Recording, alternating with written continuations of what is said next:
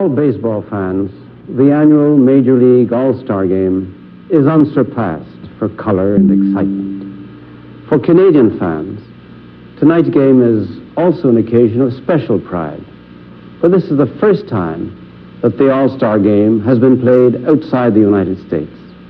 And we're particularly happy that this 53rd game is taking place in our country. So I take great pleasure in extending a warm Canadian welcome to a worldwide television and radio audience of many, many millions. I'm delighted that Canadians and people of 26 other countries will be sharing this special event at Montreal's Olympic Stadium. Enjoy the game. ABC Sports presents the 1982 All-Star Game.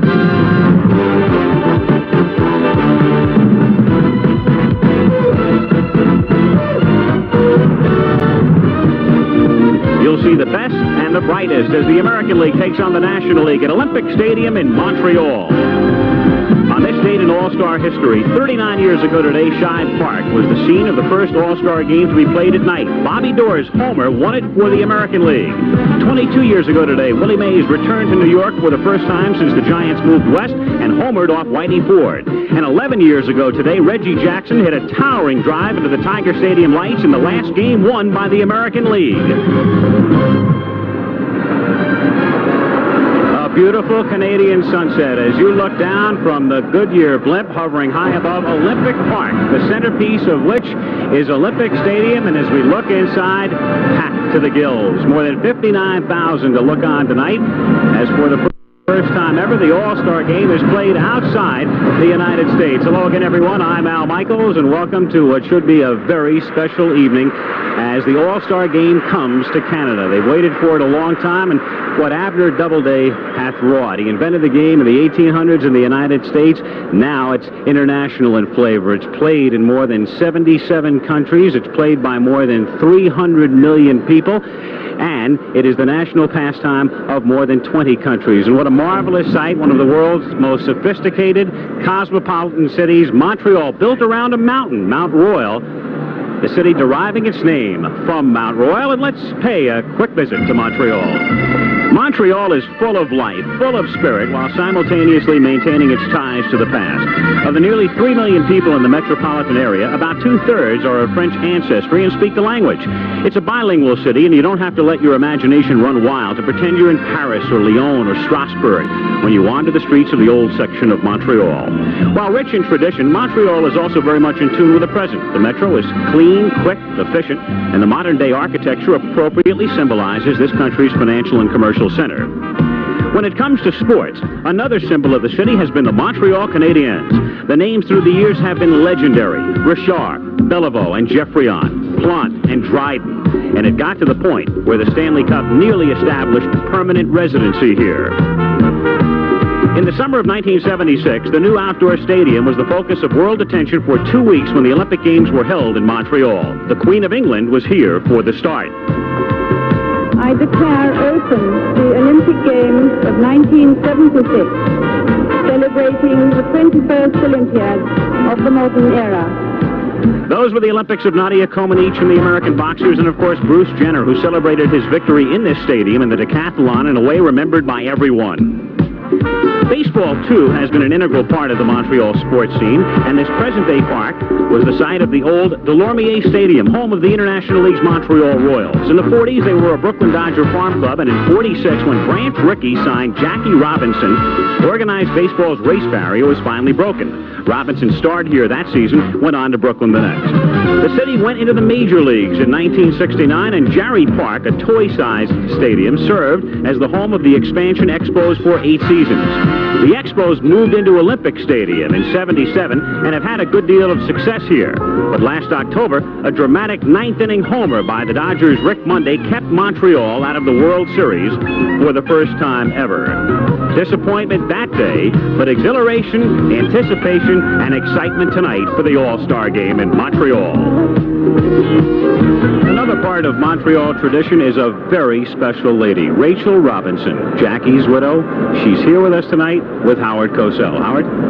Ray, it's so great to see you again. And in this marvelous city, which has such tender memories for you and for your late husband, would you capsulize in one anecdote the warmth of your feelings for Montreal?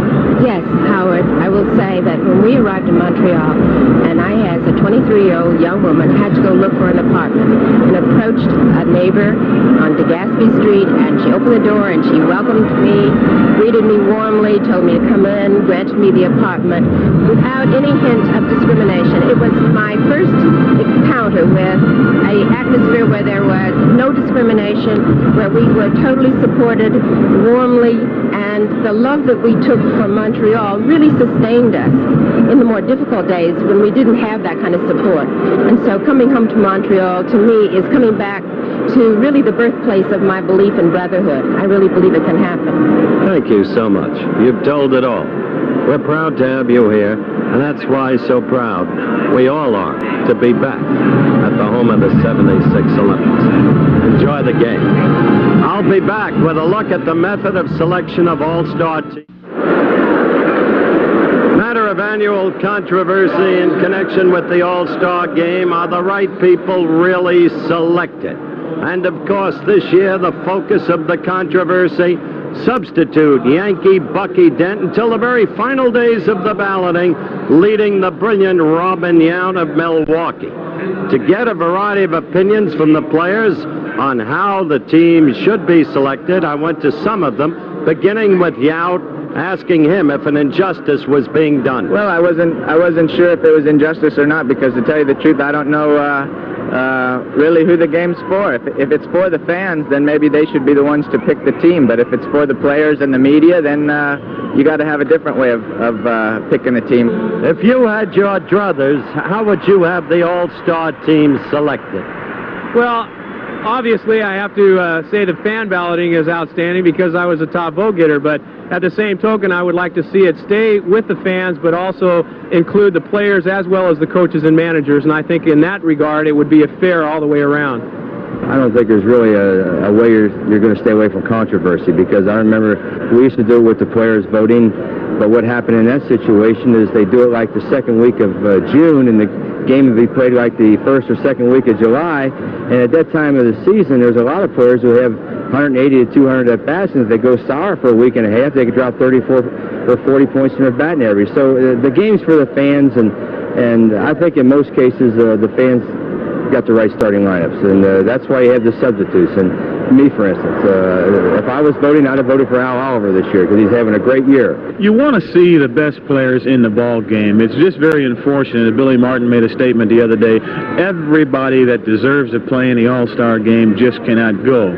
I think it should be left with the fans. I think the fans enjoy selecting All-Stars, enjoy selecting the players. It's the only opportunity that they do have to participate in the game. The fans are the ones that pay the majority of the salaries. They come to the ballparks, and teams are successful economically as long as they continue to pay, as long as they continue to watch television. So consequently, you should leave I feel we should leave the voting with them, and for them to try to be a little more aware of who is doing well at the time, so that ball players like Robin Yount and like Andre Thornton do not get left off the All-Star team. For the final word, ladies and gentlemen, Baseball Commissioner Bowie Kuhn, your comments, sir. Howard, Reggie, and Peter Wright, I like their answers. I think they're talking about the fans' game. This was conceived of as the fans' dream game. They should have playing who they want. If they want to pick a Pete Rose over Steve Garvey, that's their option. It's their game. They ought to have what they want. And Pete Rose is right when he says it's always been controversy. It will always be controversy. And it doesn't make no difference if the fans doing it or the managers and coaches doing it. And it's the fans' game. They ought to have the vote. That's your opinion. Now, what's going to happen? It's going to stay with the fans. Exactly so. Thank you very much, Commissioner. Commissioner Bowie Kuhn, the controversy that you've all been reading about hit head on. In just a moment, Keith Jackson will be joining you, talking with the managers, Billy Martin and Thomas Lasorda. let's amplify more on what Howard was just talking about with the commissioner. Let's talk with the two men who have taken a great deal of abuse over the last few days over the player selection process and the players chosen for this. First, Tom Lasorda, manager of the Los Angeles Dodgers, the world champions, and manager of the National League team tonight. Tom, there was a time last week I thought there might be a lynching party coming from San Diego. That's right, Keith. They were looking at us from all cities, and rightly so, because I felt that Tim Lawler and Jackie Clark and Garber and Royce and Guerrera and Bo Diaz and Matthews, they all are all-star caliber and deserve to be on the all-star team. But unfortunately, what they don't realize is that you have to have representation from every team in the league, and that constitutes the National League All-Stars. And when you pick somebody from a team, he may not be as well as another guy, so consequently you can't pick that guy, and that's what makes it so difficult. All right, Billy Martin, manager of the Oakland A's and manager of the American League All-Stars tonight. How is it that we can solve the problem? Well, I think we ought to have more players. I think they ought to raise the limit up to 35, and still you're going to get people complaining. It's a shame, but it's a numbers game, and we have to pick the players like Tommy said from each club, and you're always going to leave somebody out, and I know Tommy feels the same way I do. You don't want to do it, but whoever the manager is going to be is going to get the same things being yelled at him. No way in the world you could play 35, though, Billy. No, there's no way, but they can be on the bench, and they can be represented there, and I think they'd like that. Your ball club has only one shortstop, two catchers, three first basemen. I'm a little curious as to why this particular group of players were chosen. Is it that the American League folks are getting a little testy about losing? Well, no, not really. We have the DH in our room. I got two guys on the ball club right now that are DH hitters. They don't have the DH over there, so they don't have to pick a DH player. I have to pick players that can play out there. So we have a rule now in this All-Star game that if my starting catcher gets hurt and I take him out for Parrish, I can bring the other guy back out there. So I could switch catchers once he's out of the ball game. Gentlemen, good luck to you. It's an event where everybody's supposed to have a good time. Tom, good luck. Well, thank you very much, and we're completely honored to be playing against Billy and his American League All-Stars. Billy, good luck. Tommy, thank you. Thank you, Keith. Now stay tuned for the 1982 All-Star Game from Montreal.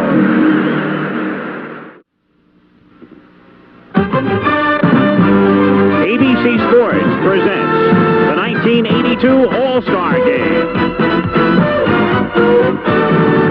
From Olympic Stadium in Montreal, the best of the American League meets the best of the National League.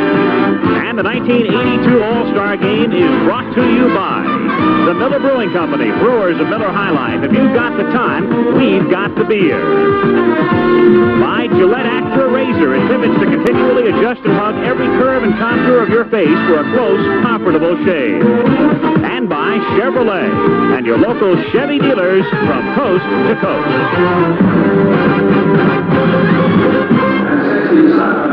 And welcome back to Olympic Stadium. I'm Al Michaels, and it's on to the game itself. The National League, can they continue their dominance? They've won 10 straight. They've won 18 of the last 19. Just looking at some of the spots in their lineup, they lead off with Tim Raines, great speed. Then you've got Pete Rose, and everybody knows about Rose. Just ask Ray Fosse back in 1970, the way he plays this game.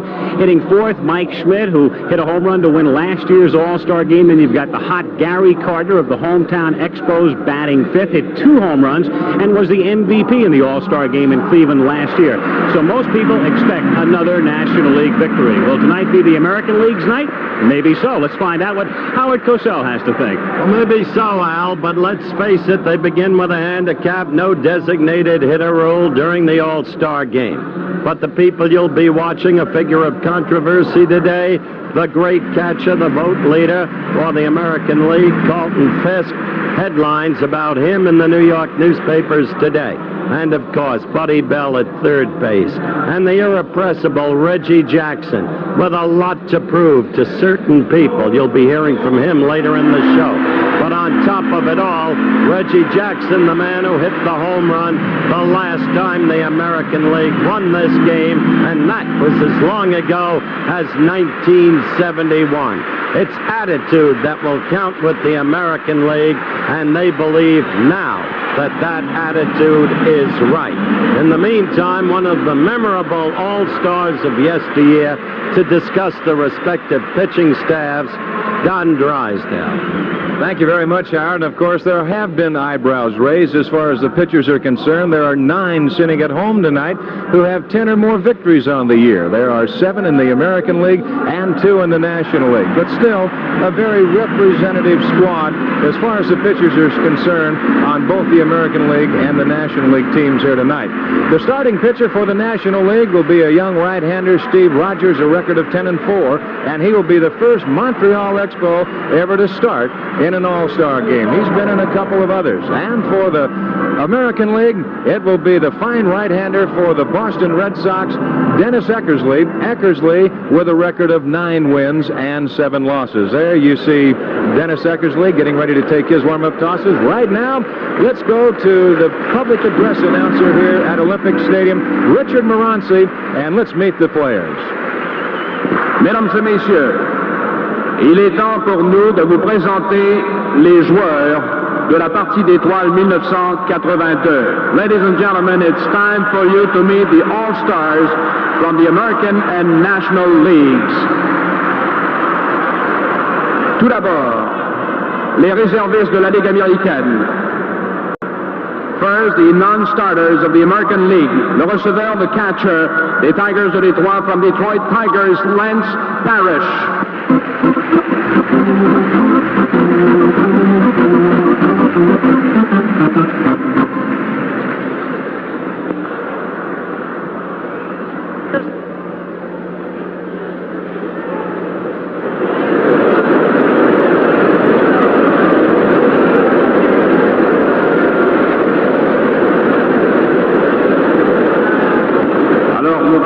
Messieurs, le receveur réserviste des Tigers de Detroit from the Detroit Tigers, Lance Parrish. Les joueurs de champ intérieur, the infielders, des Indians Cleveland from the Cleveland Indians, Toby Harrell. Les Twins to Minnesota from Minnesota Twins, Kent Herbeck.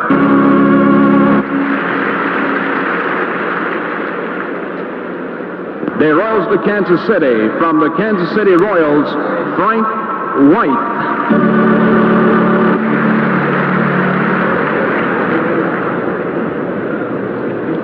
The Rangers to Texas. From Texas Rangers, Buddy Bell.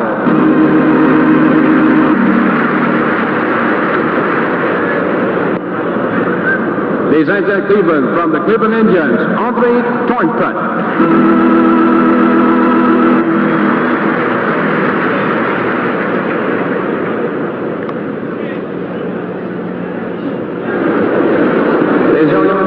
From the Baltimore Orioles, Eddie Murray.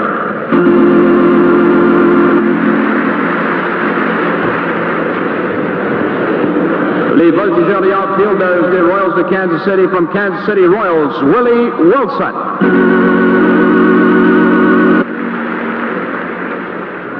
The Red Sox de Boston from the Boston Red Sox, Carl Yastrzemski.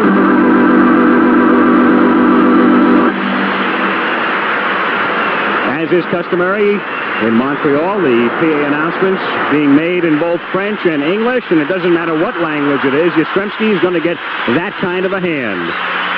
The Royals to Kansas City. From the Kansas City Royals, Hal McRae.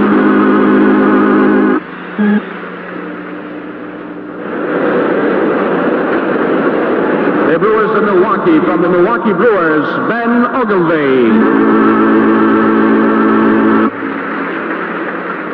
The Yankees of New York, from the New York Yankees, Dave Winfield. The Royals of Kansas City, from the Kansas City Royals, Frank White. Les lanceurs, the pitchers, the Blue Jays de Toronto, from the Toronto Blue Jays, Jim Clancy.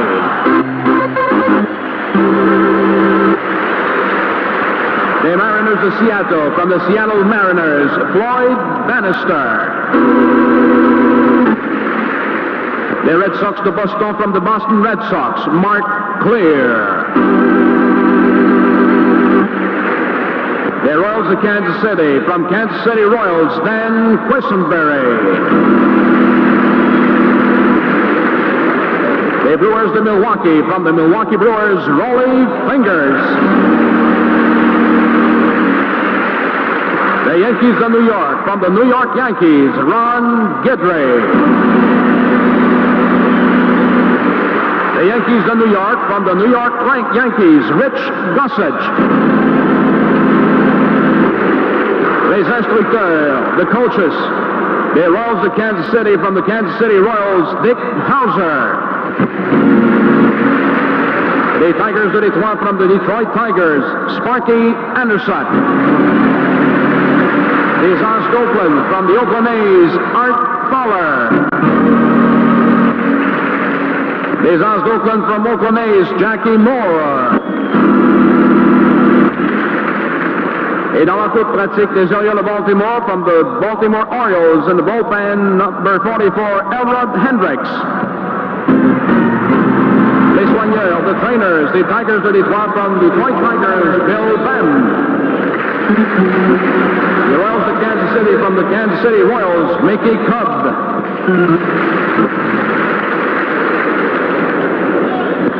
Et maintenant le gérant de la Ligue américaine pour la partie d'étoiles 1982 and the manager of the American League All-Stars, des Azaz d'Oakland, Oakland A's, Billy Martin.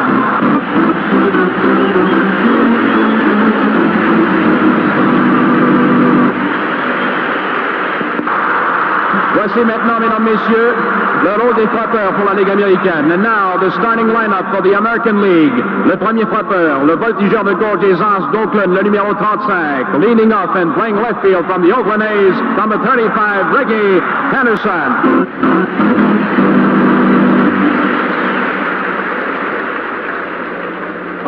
Le deuxième frappeur, le voltigeur de centre, représentant les Angels de la Californie, le numéro 19, batting second, the center fielder, representing California Angels, number 19, Fred Lynn.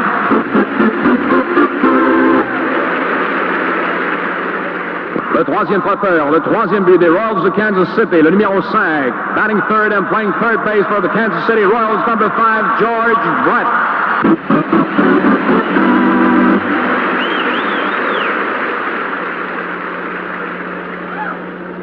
Le quatrième frappeur, le voltigeur de droite des Angels de la Californie, le numéro 44, le batting fourth right fielder, California Angels, Reggie Jackson.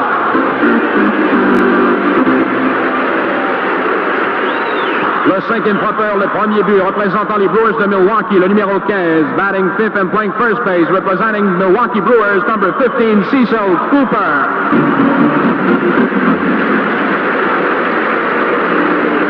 Le sixième frappeur, l'arrêt court des Brewers de Milwaukee, numéro 19, batting sixth, the shortstop from the Milwaukee Brewers, number 19, Robin Yount.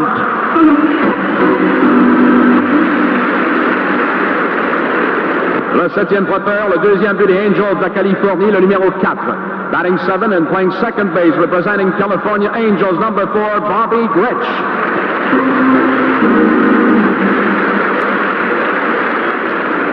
Le huitième frappeur, le receveur des White Sox de Chicago, le numéro 72, batting 8, the catcher from the Chicago White Sox, number 72, Carlton Fisk.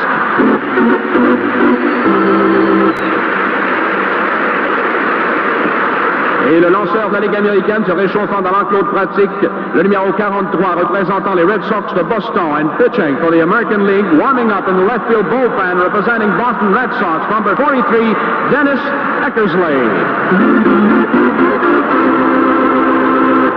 L'équipe de la Ligue américaine, mesdames, messieurs, les American All-Star Team. Et maintenant,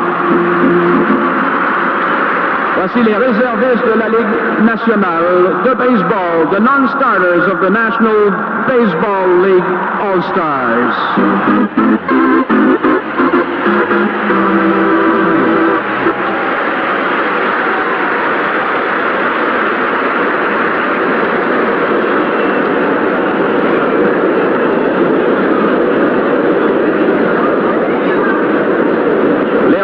The catchers, the Pirates of Pittsburgh, from the Pittsburgh Pirates, Tony Pena. The Mets of New York, from the New York Mets, John Stearns. Les joueurs de champ intérieur, the infielders, the Cardinals de St. Louis, from St. Louis Cardinals, Ozzie Smith. Les Dodgers de Los Angeles, from the Los Angeles Dodgers, Steve Sachs. Les Braves d'Atlanta, from the Atlanta Braves, Bob Horner. The Astros de Houston, from the Houston Astros, Ray Knight. The Pirates of Pittsburgh, from the Pittsburgh Pirates, Jason Thompson. Les Expos de Montreal, from the Montreal Expos, Al Oliver.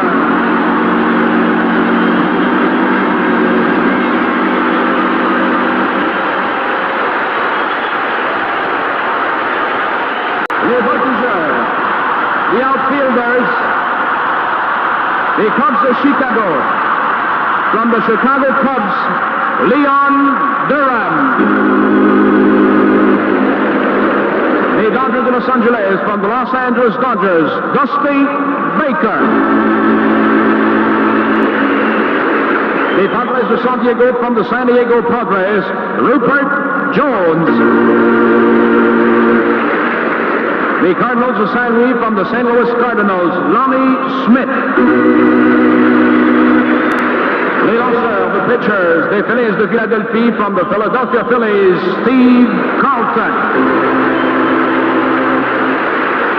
The Dodgers of Los Angeles, from Los Angeles Dodgers, Fernando Valenzuela. The Braves d'Atlanta, from the Atlanta Braves, Phil Niekro.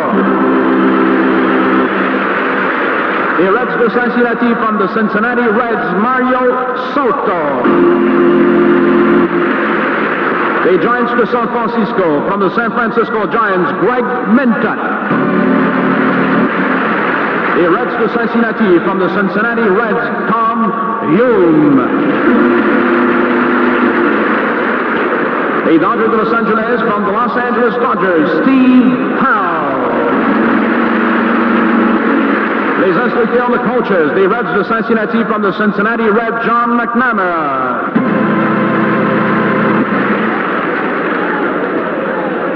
Les Expos de Montreal, from the Montreal Expos, Jim Fanning.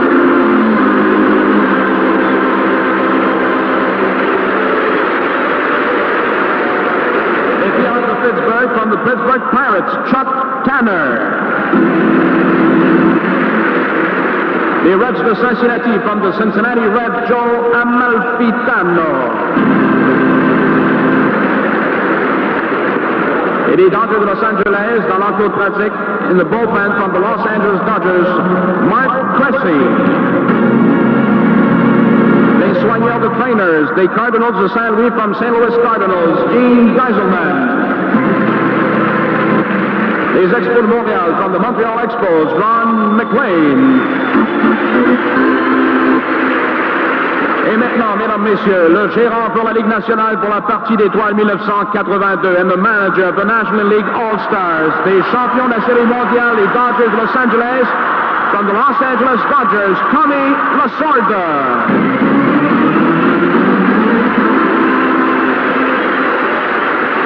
Et voici maintenant, mesdames, messieurs, le rôle des frappeurs pour la Ligue nationale. And now the starting lineup for the National League. Le premier frappeur, le voltigeur de gauche des Expos, batting lead-off number 30, Tim Raines.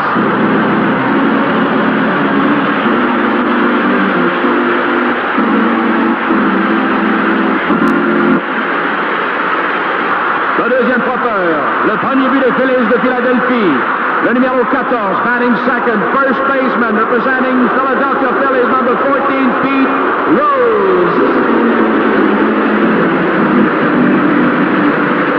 Le troisième frappeur, le voltigeur de centre des Expos, le numéro 10, batting third, center fielder, André Dawson.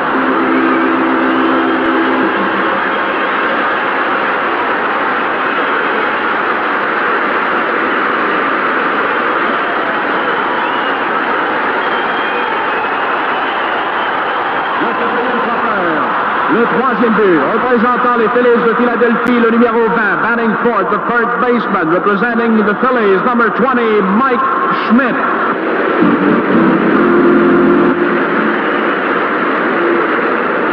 Le cinquième frappeur, le receveur des Expos, le numéro 8, batting eighth, Gary Carter, the catcher.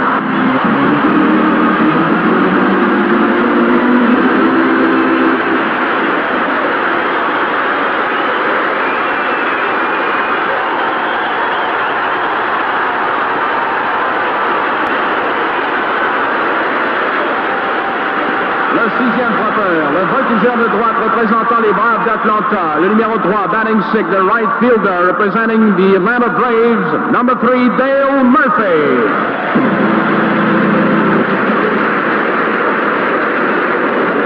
Le septième frappeur, la recours des Reds de Cincinnati, le numéro 13, batting 7 and playing shortstop of the Cincinnati Reds, number 13, Dave Concepcion.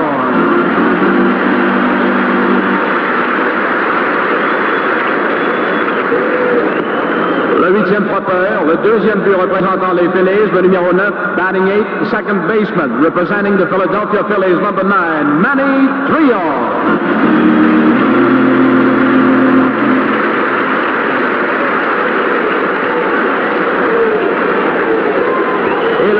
Pour la Ligue nationale, se réchauffant de rencontre pratique des Expos, le numéro 45, and pitching for the National League, number 45, Steve Rogers.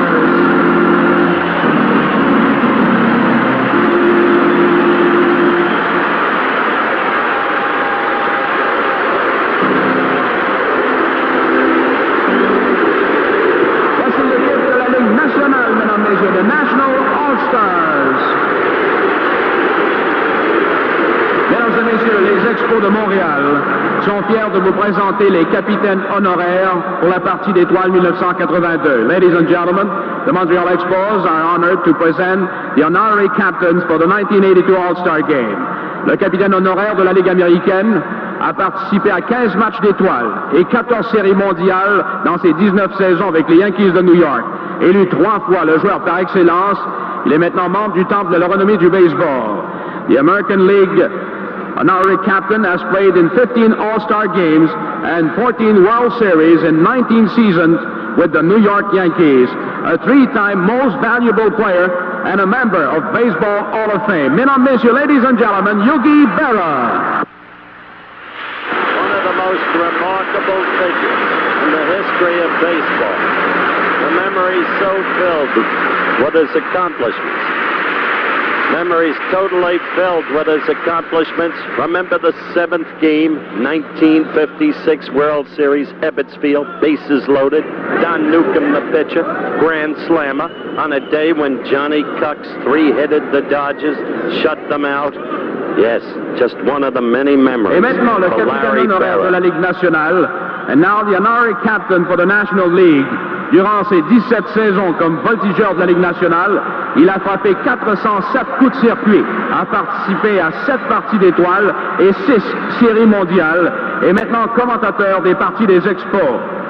He had 407 home runs in his 17th season as a National League outfielder, a participant in 7 All-Star games and 6 World Series, and now a broadcaster with the Montreal Expos. Mesdames, Messieurs, un membre du temple de la renommée, ladies and gentlemen, Hall of Famer Duke Snider. Edwin Snyder, the Duke of Flatbush, 11 World Series home runs. This was one of them in 1955 when the Dodgers finally beat the Yankees and John Podres won the final game. The Duke had 4 home runs in 52 and in 55, 11 World Series homers in all.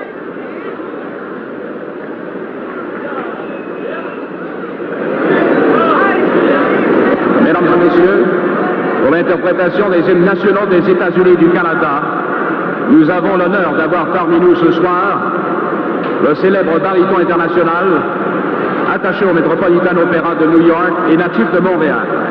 Ladies and gentlemen, to perform the national anthems of the United States and Canada, the Expos are honored to have the well-known baryton of the Metropolitan Opera in New York, a native of Montreal, mesdames, messieurs, ladies and gentlemen, Monsieur Louis Quirico.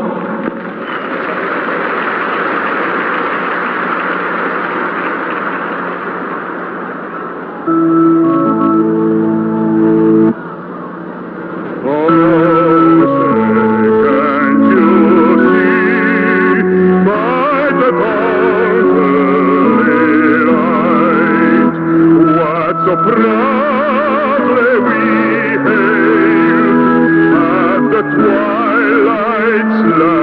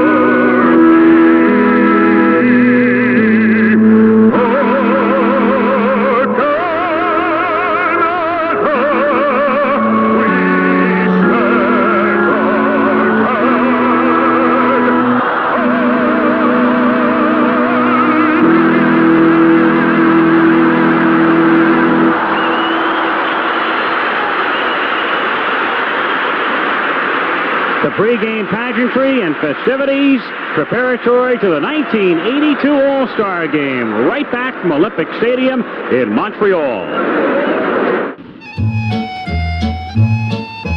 It's a warm summer's day in one of the world's most picturesque cities. Bienvenue à Montreal. Welcome to Montreal, a city that well represents all the beauty of Canada and a city where the traditions of the past stand side by side with the changes of today.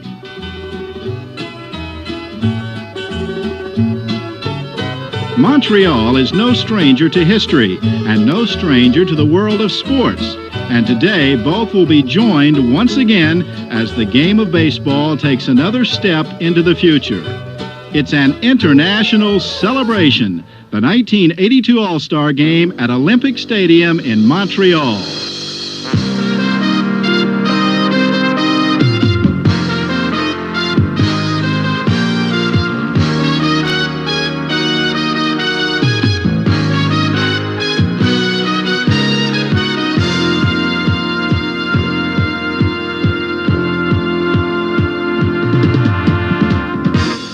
This rendezvous in Montreal is the 53rd gathering of the All-Stars, and as always, it's an opportunity for a close-up look at the best in baseball.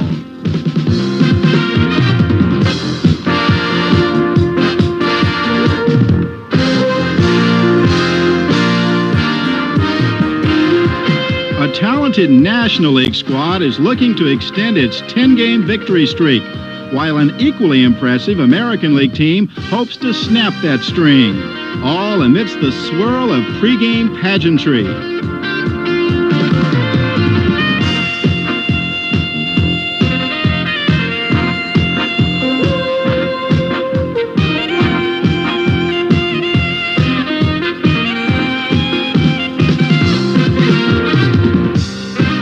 As the players from both teams are being introduced, the cheers cascade down from the sellout crowd of more than 59,000.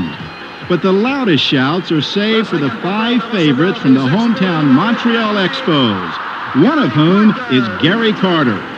With a popularity that extends from coast to coast, Carter received more than 2.5 million votes on All-Star ballots, making him the recipient of the Gillette Trophy as the most popular selection of the fans. A salute to international baseball is a fitting theme for the first All-Star Game outside the United States. And now honored are 12 former greats who hail from countries as diverse as Korea, Venezuela, Canada, and Japan. One is Bobby Thompson, a mainstay of the old New York Giants.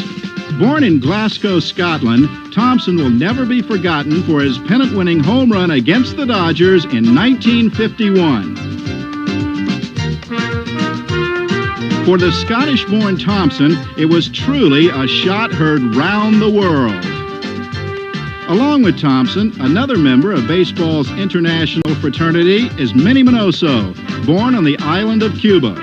A solid hitter and a strong runner, Minoso batted over 308 times, and on 3 different occasions led the American League in stolen bases.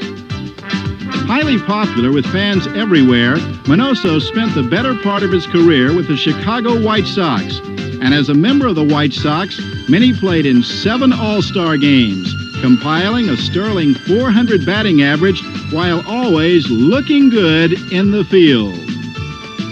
Joining Minoso is another standout from the Caribbean, Juan Marichal of the Dominican Republic.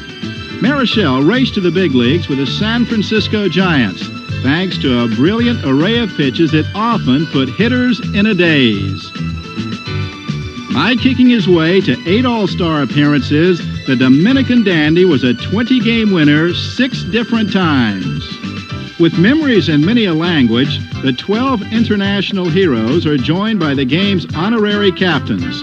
First, Yogi Berra of the American League. In his 18 seasons as a Yankee, Yogi was nothing less than a winner. His World Series records and membership in the Hall of Fame attest to that. And as a 15-time All-Star catcher, Yogi always seemed to get the upper hand. Berra's National League counterpart is Duke Snider, the Brooklyn Dodgers' Duke of Flatbush. A Hall of Famer himself and 7-time All-Star, Snider was one of the great home run hitters in the National League. No stranger to Montreal fans, the Duke played minor league ball with the old Montreal Royals, and today he's doing play-by-play for the Expos broadcast team. The pregame festivities are brought to a close, and the rising excitement throughout the ballpark means only one thing. In any language, it's time to play ball. And as the slate is clean for both teams, the game begins. We will have the ceremonial first pitch coming up and the ball game to get underway shortly. People in Montreal waiting for this one for a long time. The game was sold out 3 months ago. The capacity of the stadium, about 59,000. Perfect weather, temperature about 75 degrees, low humidity. International flavor here, of course, and so they have selected 13 men from 11 different countries to be the honorary men to throw out the first ball. Shig Nagashima of Japan, great star there for many years at third base. From Korea, Isao Haramoto had more than 3,000 hits in the Japanese league. From Cuba, the fabulous Minnie Minoso. Looks like he can still play. Bobby Avila, the Cleveland Indians second baseman for many years, representing the country of Mexico. Bobby Thompson was born in Scotland, but of course he was famous in New York, the miracle of Coogan's Bluff. We will be seeing Bobby in a moment. That is Bobby Avila right there. Bobby Thompson was the man you saw before him. The Dominican dandy, Juan Marichal. What a screwball he had and an assortment of other pitches. He may throw one tonight. Orlando Cepeda, Marichal's teammate for many years in San Francisco. The Baby Bull, representing Puerto Rico. George Selkirk is representing Canada, a man who played in 4 All-Star games. Claude Ramon is there is Bobby Thompson right there, representing, as we said before, Scotland, his birthplace. The New York Giant outfielder, remember that face? Wasn't that long ago, 1979 World Series, we saw him. Manny Sanguillen, he'd swing at anything. From the Pittsburgh Pirates, there is Claude Ramon, representing Canada. Ramon, a broadcaster with the Expos. You know that man representing the United States, the honorary captain for the American League, Yogi Berra, and also representing the U.S., the Duke of Flatbush, Duke Snider, the National League's honorary captain. Festivities taking place here with international dignitaries having come to Montreal. First time ever that the All-Star Game has been held outside of the United States. The game began back in 1933. During 4 different seasons, they played 2 All-Star Games from 59 through 62. So in all, this is the 53rd edition, and simultaneously, the ceremonial first pitch.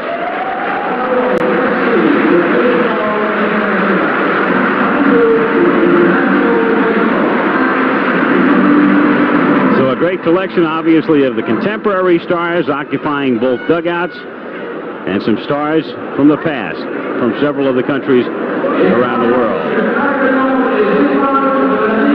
So shortly, we'll be getting underway. The National League trying to continue its dominance, confident as always, expecting to win. The American League, I would think, a little bit embarrassed and a little bit humiliated collectively, Howard, over the fact that so much has been made of the fact they've been unable to do it but once in 19 years. A point emphasized by Reggie Jackson. And you'll, as I noted earlier in the pregame show, we'll probably be hearing during the course of the evening from Reggie. In the meantime, the graphic explains the history of this competition. Notice how, beginning in the young 50s, the National League started to take over. In the early days, they used to say the National League was a new minor league.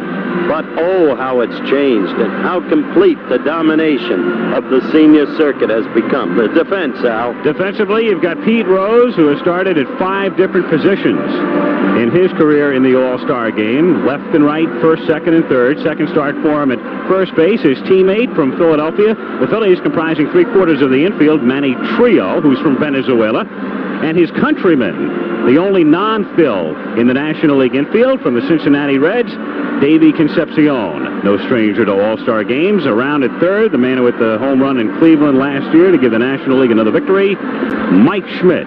MVP in the NL in 80 and 81. The Expo, Tim Raines, who has seen a good deal of action at second base this season, is playing left field. He's back there now during the regular season, too. His teammate, Andre Dawson, got that tremendous ovation, is in center field. And around and right, the Atlanta Braves' great star, Dale Murphy, leading the majors in home runs at the All-Star break. You've got Gary Carter, recognized now as baseball's premier catcher, back of the plate. And the 4th Expo in the starting lineup, Steve Rogers, having a good season, 10 and 4.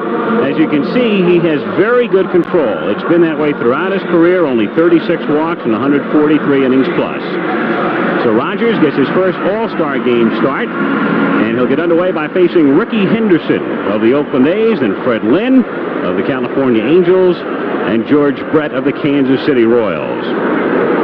Ricky Henderson, if he stays healthy by the middle of August or thereabouts, will break Lou Brock's record, 118 steals, and he'll do it with about 40 games to play. He's on that sort of a pace right now as we get underway, and the first pitch misses for a ball when it goes. Well, you talked about Rogers having good control. He will have to have good control to work to Ricky Henderson because he has an excellent eye. He's already walked 81 times this year. Henderson lining it by Dave Concepcion for a base hit. So everybody in the park knows what will happen next. Billy Martin says he's going to try to run, and if he's going to try to run, there's the man to do it. He has 84 steals in 88 games. Henderson is on base, and right away that's trouble for the National League. Looking back on the season, it's the same kind of trouble Rick the Quick has been causing American League teams every chance he gets. And in one word, that trouble is speed. Pure, electrifying speed.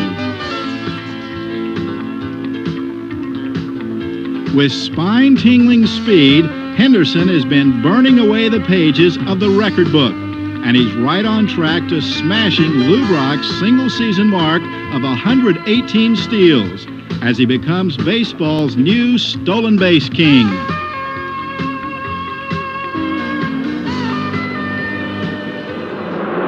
His 84 steals have come in 107 attempts. What's happened quite often is that Henderson has been picked off and then has proceeded on to second base, been thrown out there for a caught stealing.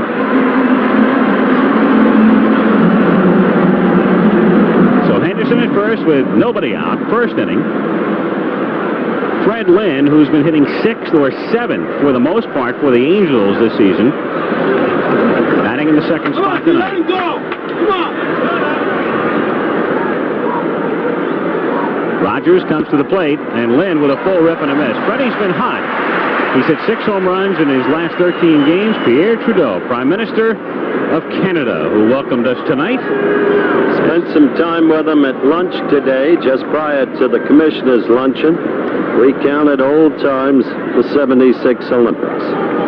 Rabbit sports fan. Rogers again meaning business.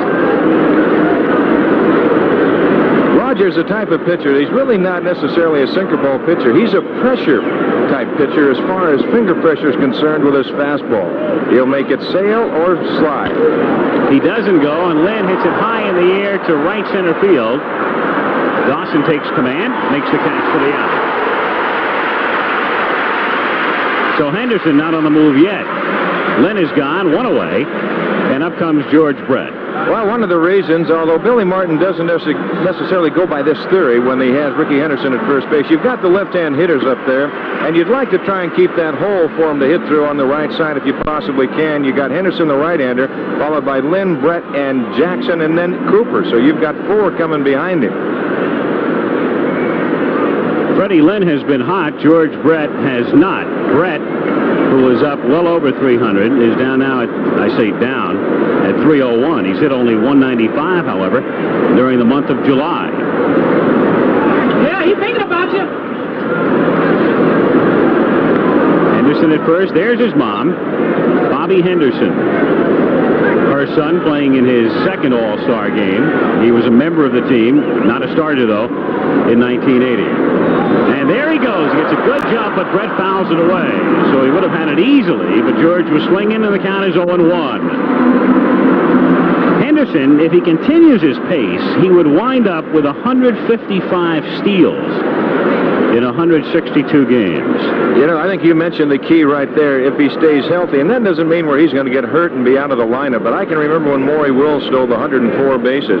He was bumped and bruised all over at the end of the year. He was really hurt. It's an amazing record because Cobb held the record at 96 for so long, and people said that'll never be broken, and then Wills did it. And they said it would never be broken, and Brock obliterated it. And Henderson is on his way to obliterating Brock's mark. 1-1 to count. The thing about Henderson, too, when you watch him, he is not the feet-first type slider. He's the head-first type slider, so he can beat himself up pretty good. He's got to have some strong hands out there. Ricky, a couple of years ago, with 100 steals. The American League mark. There he goes again, and Brett goes to left field for a base hit. Henderson tentatively around second and holds there as Ranger's throw comes into Schmidt. But he took the wide turn looking for the throw behind him in the hope of running to third very quickly. It's also, at this time of night, it is very tough to pick the ball up. And when Ricky got down there and he heard the contact made, he looked up and he could not pick the ball up. And he was kind of in no man's land then. And he decided, well, I'll just go here. And that's about as far as I can go. Reggie Jackson has one All-Star Game home run, and if you saw it, you'll never forget it. 1971, Detroit off Doc Ellis, pinch hit in the 3rd inning, and did not make contact with the light standard. It might still be going. Mammoth shot. Reggie up with 2 on and 1 out. And it gets away from Carter, bouncing toward the dugout. Henderson, a short turn rounding third and holds there as Brett moves into second.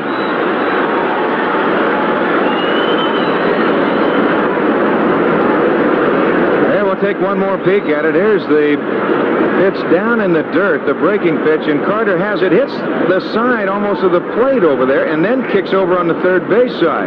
And Carter's going to get on that ball in a hurry to keep it from rolling in the dugout. Wild pitch. It's ruled with Henderson at third, Brett now at second.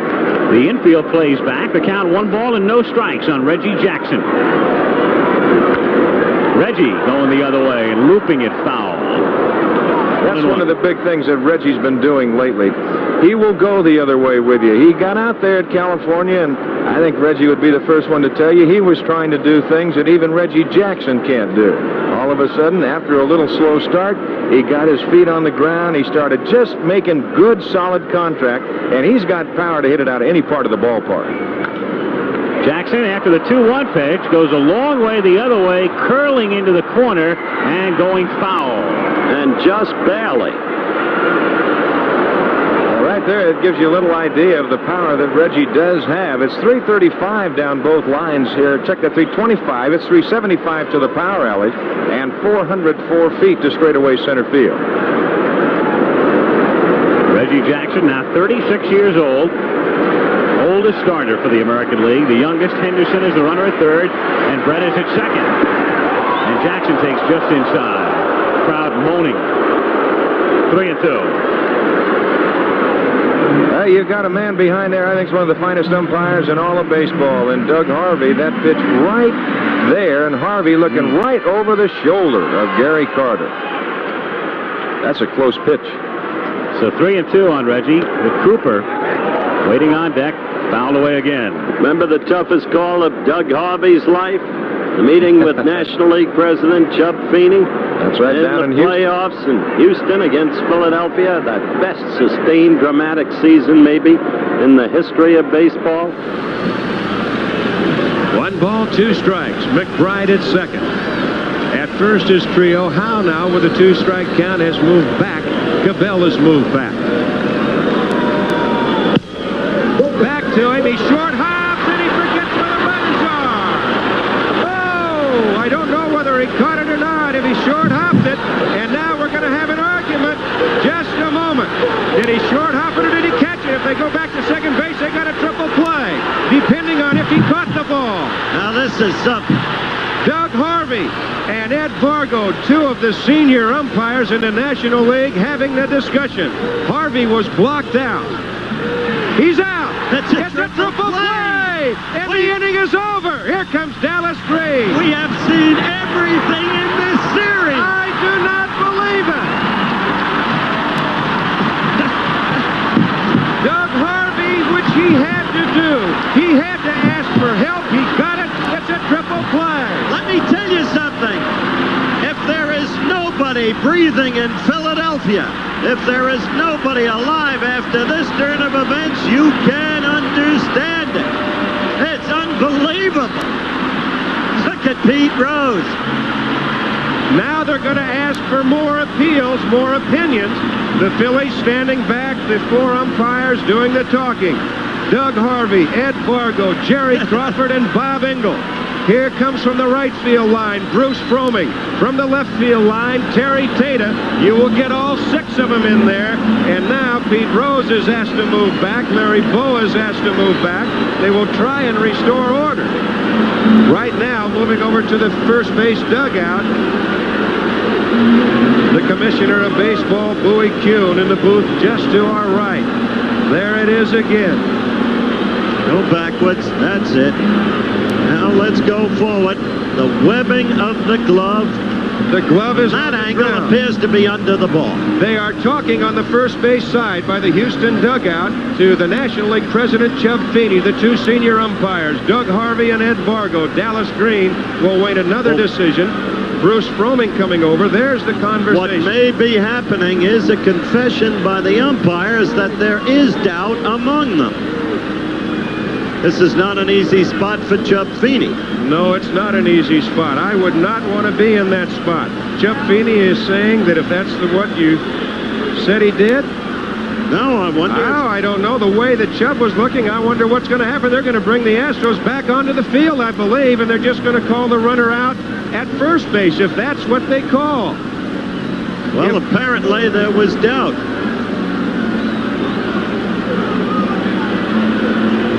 Then it'll be Verdon's turn to explode. And not only Bill Verdon, but there's 44,000 plus people in the stands, and you know that they're going to explode. I wonder if they're going to ask to look at the replay. They're getting a little bit antsy right now because it's taken a while to get the Phillies off the field, and all of a sudden the conversation with Bill Verdon would mean only one thing, Howard, that they are going to exchange, I believe, they're going to change their decision.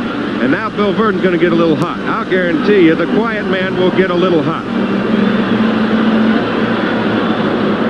Was it a triple play or a double play?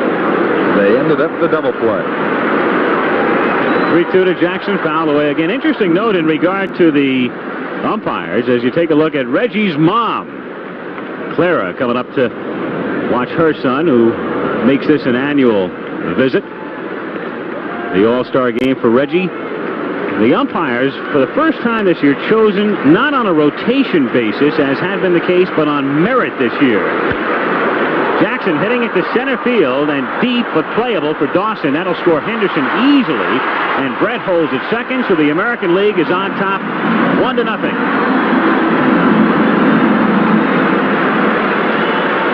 So a couple of singles, the wild pitch, the sacrifice fly, 2 down now. Cooper coming up. You've got 3 umpires from each league. Doug Harvey, the National League veteran behind the plate. Marty Springstead at first base, American. McSherry of the National at second. McKean, who's from here in Montreal. at third base. Eddie Montague of the National League down the line in left, and Mike Riley of the American down the line in right. Coming to the plate, the man who at the moment might be the hottest hitter in baseball. Oh, the Milwaukee Brewers, they are just beating on everybody.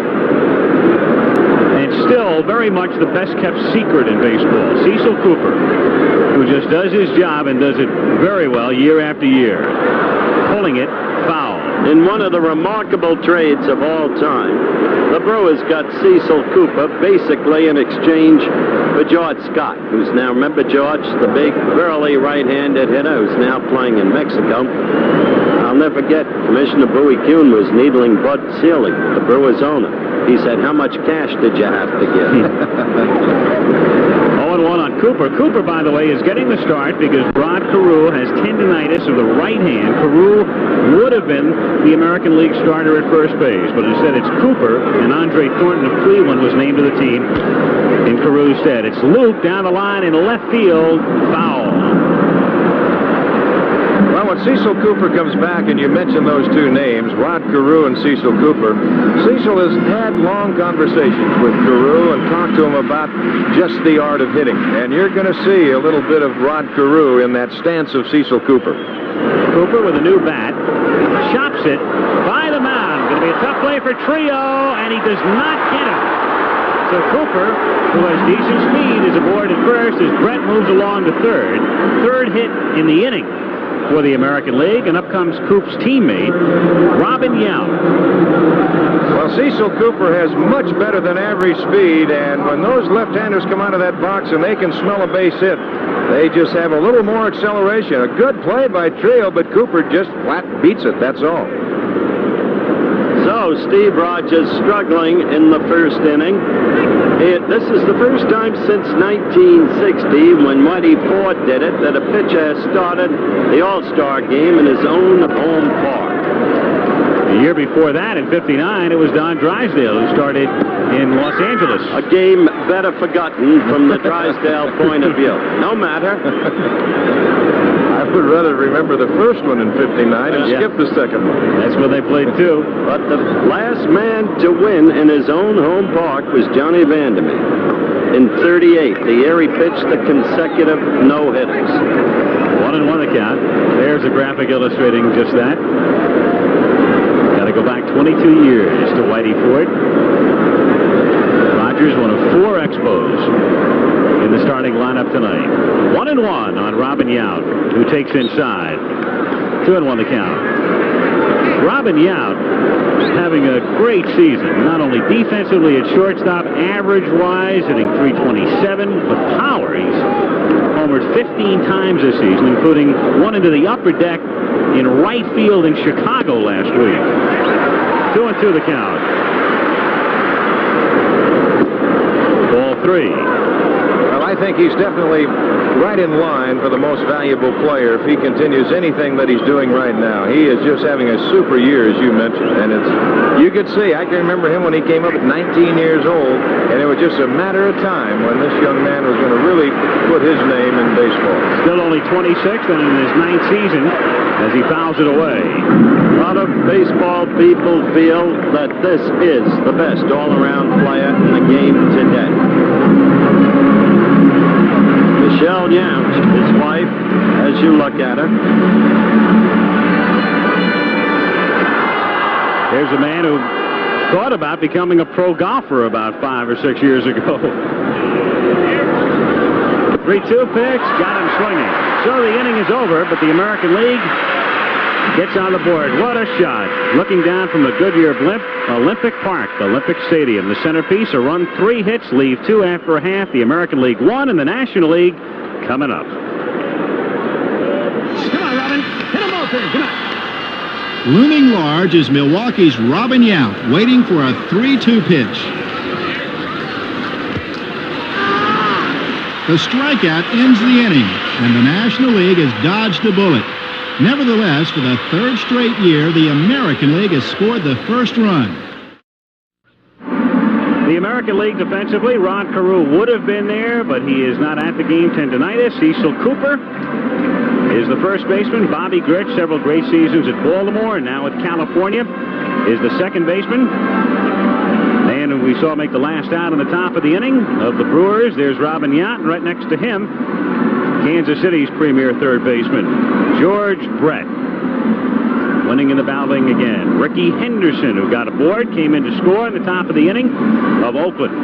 Is in left field. You've got Freddie Lynn. Several great seasons with Boston, now with California. In center, and Reggie Jackson around and right. Back of the plate, number 72 of the Chicago White Sox, Carlton Fisk. And on the mound for the American League, Dennis Eckersley of the Boston Red Sox. He, like Rogers, exceptional control with just 23 walks halfway through the season. So Eckersley with 9 victories, getting the start.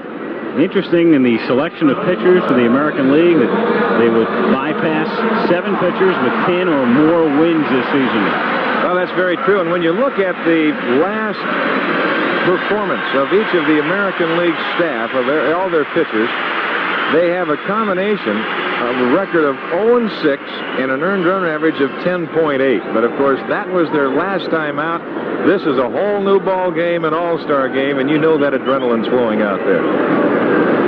Tim Raines of Montreal with great speed started the season and played his rookie season last year in left. And they wanted to get a youngster by the name of Terry Francona into the lineup every day, so they put Raines at second. And Francona got hurt, and so Tim was very happy about going out to left field again. That's where he's playing currently.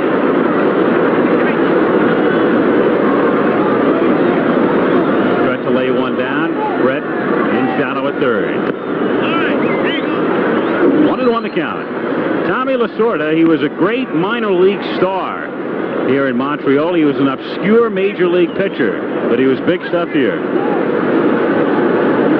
And with Sparky Anderson on the left, Billy Martin managing the American League. An interesting story in itself because of what happened last season. 2-1 the count. Sparky perhaps positioning players in that shot. We saw Anderson motioning Sparky for many years. Of course, the manager of the Cincinnati Reds. Man has a little better knowledge than Martin would of what National League hitters are likely to do. 3-1. Martin getting the nod because Bob Lemon had managed the Yankees into the World Series last year after Gene Michael had been fired, and then Lem was fired. So for a change, Martin replaces Lemon by virtue of the fact that Billy won the American League West last year. Raines hitting it foul. Bring it to Virginia. This is Raines, yes indeed. Now, one of the things about Tim, he's got 39 stolen bases this year, but he came out of spring training hurting, and he got off to a slow start as far as the stolen base department is concerned, because he can steal bases on you too. He's got excellent speed, but he's healthy now. And Eckersley strikes him out. One gone in the first inning. Raines is gone, and here is Pete Rose, who plays the same way during the regular season, the All-Star game, post, you name it. In March, in Bradenton, he played the same way. Pete's numbers for the season is averaged a little bit below what it would normally be. There's Carlton. Steve Carlton will be the next National League pitcher. Tommy Lasorda hopeful that Rogers could go 3, and then we see Carlton. Rose lining it to left field, but right at Ricky Henderson. 2 up and 2 down at the bottom of the first inning. And a big ovation upcoming as Andre Dawson makes his way to the plate. One of the many stars of a Montreal team that seems to be supercharged with personnel, but is not producing on the ball field in the pennant race the way expected. Andy Dawson, prior to last Monday night, he did not even swing a bat or do anything 6 days prior. He was hurt. He was not in the lineup, and they've got to have this big guy in the lineup if they're going to do anything. Eckersley working on Dawson, starts him with a strike, and the count is 0-1.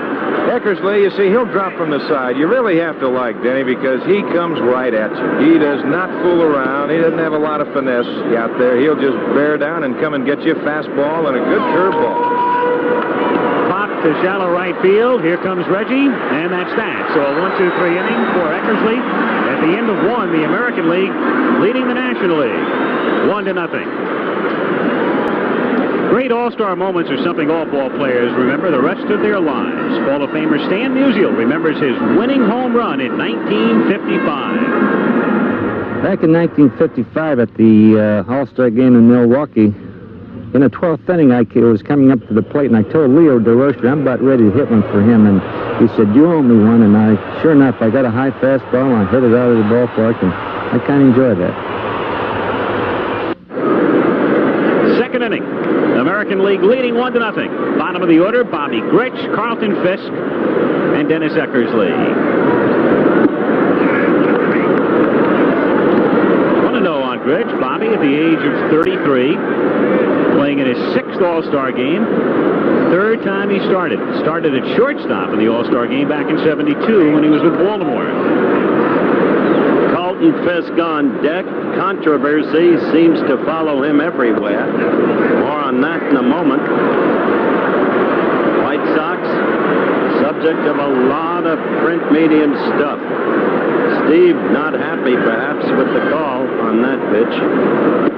3-0 pitch is in for a strike. Rogers is prone. Sometimes you don't know if he's happy or what. He's prone to a lot of grimacing and facial contortions on the mound. Even when he's working on a perfect game, he goes through them. 3-2. Highly thoughtful, intelligent man, Rogers. Absorbs information like a sponge. Witness his role in the baseball players' strike last year. Wound up knowing almost as much law as the people representing the players. And called strike 3. All right, back to Carlton Fisk. Carlton Fisk had something to say about the firing of Schuler, the pitching coach with the White Sox. I discussed this mess involving pitching coach Schuler and the circumstances under which he left. Well, I don't know all the particulars in that event, but I do recognize one fact, and possibly more than that Ron Schuler was good for the Chicago White Sox. I think he did an excellent job with the young pitching staff that he had to work with. They weren't pitching as well as the organization had expected them to up until this point, so they used Ron Schuler as a scapegoat, and the way they handled it was particularly appalling as far as my view of it. That's what you call an outspoken fella. Don, you're working for the White Sox these days.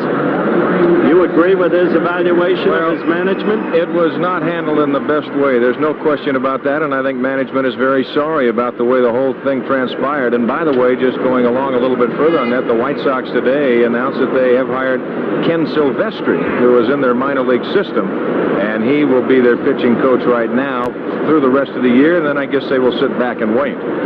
You saw Fisk fly out to center, and Eckersley bounces one toward Trio. The smooth Manny throws him out, and a 1-2-3 inning for Rogers. The American League on in order. We played 1.5 in Montreal. The American League 1, and the National League 0. Mike Schmidt to lead things off for the National League, hitting cleanup from the Philadelphia Phillies. One of the great moments in his career came here, late 1980, a home run. Late in a game that turned out to be the pennant-clinching game, or the division-clinching game for the Philadelphia Phillies. They went on to beat Houston in the scintillating National League Championship Series, and of course on to the World Series, and defeated Kansas City in 6. Mike has been bothered by a slight muscle pull in his hamstring. It's conceivable that he'll come out of the game after this one at bat. Now, we talked about the pitchers they've left off. Unbelievable, isn't it? All of those men are not on the American League All-Star team. All of them. 0-2. You realize Vukovich of Milwaukee in his last 32 decisions has won 25 times. Only Valenzuela has won more games in that span. He's not on the team. Well, Tommy Lasorda said he's going to sit down and write all the players that he thought should be here, just write them a letter of apology. But I think both managers stated it very well, that you can only take so many, and somebody's going to get left off, and there's always going to be some feelings hurt. Not only leaving off the 7 biggest winners, but they've left off the top 6 fellas in terms of ERA this year. Schmidt pops it up in foul ground. Fisk flipping the mask away, makes the catch.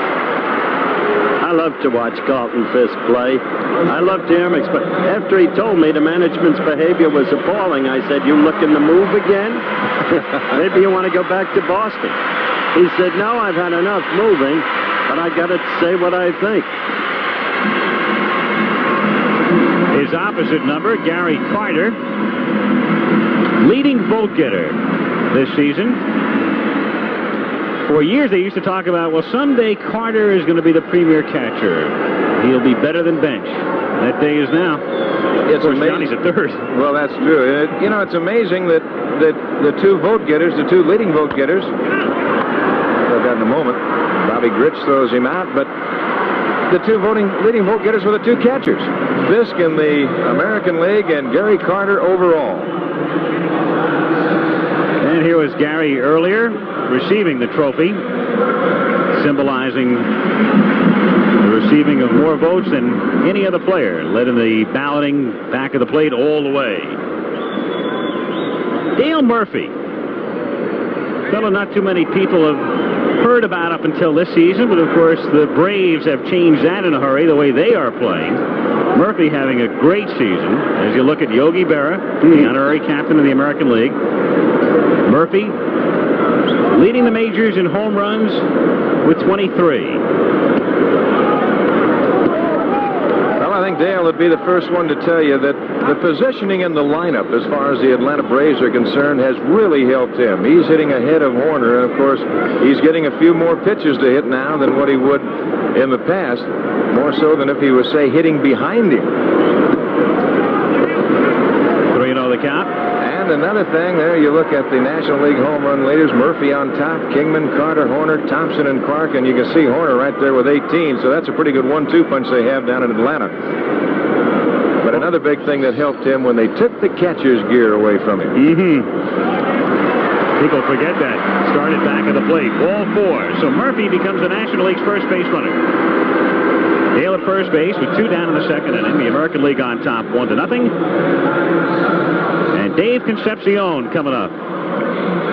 Davey hitting .293 this year with a home run and 34 runs batted in, and one of the few bright spots in a dismal season for Cincinnati. A season that Reds fans haven't experienced, I don't know, since Doubleday was around, I suppose. It seems that long. Well, they've lost a lot of RBIs over there. Concepcion wrapping it foul, off to the right. 0-1 the count. Yes, yes. You're right about the lost RBIs, but that's a little deceptive.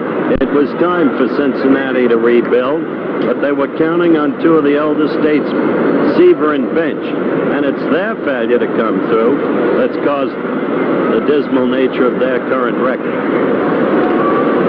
Some of the youngsters are doing pretty well there, and Dreesen's having an excellent year. Well, somewhere along the line, you got to draw the line. You got to say, we have to try and start rebuilding a little bit. See what we have in the minor leagues. Interesting that on a team that's always been offensively dominated, they put 2 pitchers on the National League staff, and Mario Soto and Tom Hume.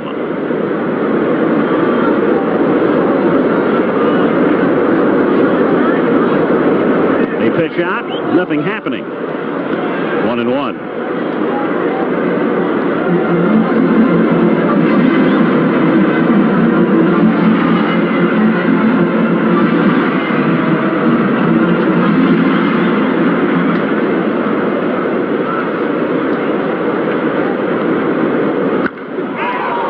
The deep left field and into the corner and out of here. Dave Concepcion hitting it right down the line, just there and gone. Well, they got a pitch up in his wheelhouse, and he really turned on it, and that ball got out of here in a hurry.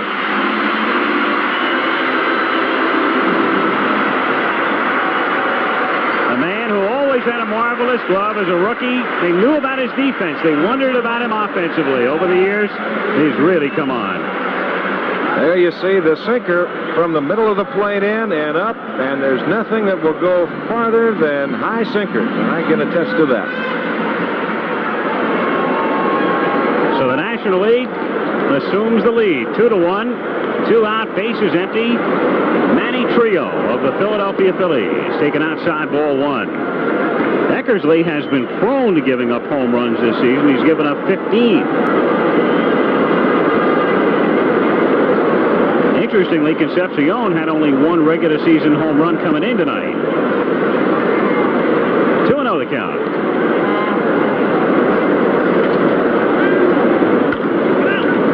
Grounded to short. Robin Yount. Over to Cooper, and that's that. In the second inning, 2 runs, 1 hit, the homer by Concepcion. Nobody left on. We've played 2 at Olympic Stadium. National League 2, American League 1. But National League fans get a quick charge in the second inning when their well-turned-out squad begins to stir. With 2 out, the Major League home run leader, Dale Murphy, is at bat, and in uncharacteristic fashion, Eckersley walks him on 4 pitches. A base on balls has long been the scourge of many a manager, and the cost of that free pass soon becomes evident as Cincinnati's Dave Concepcion stands in.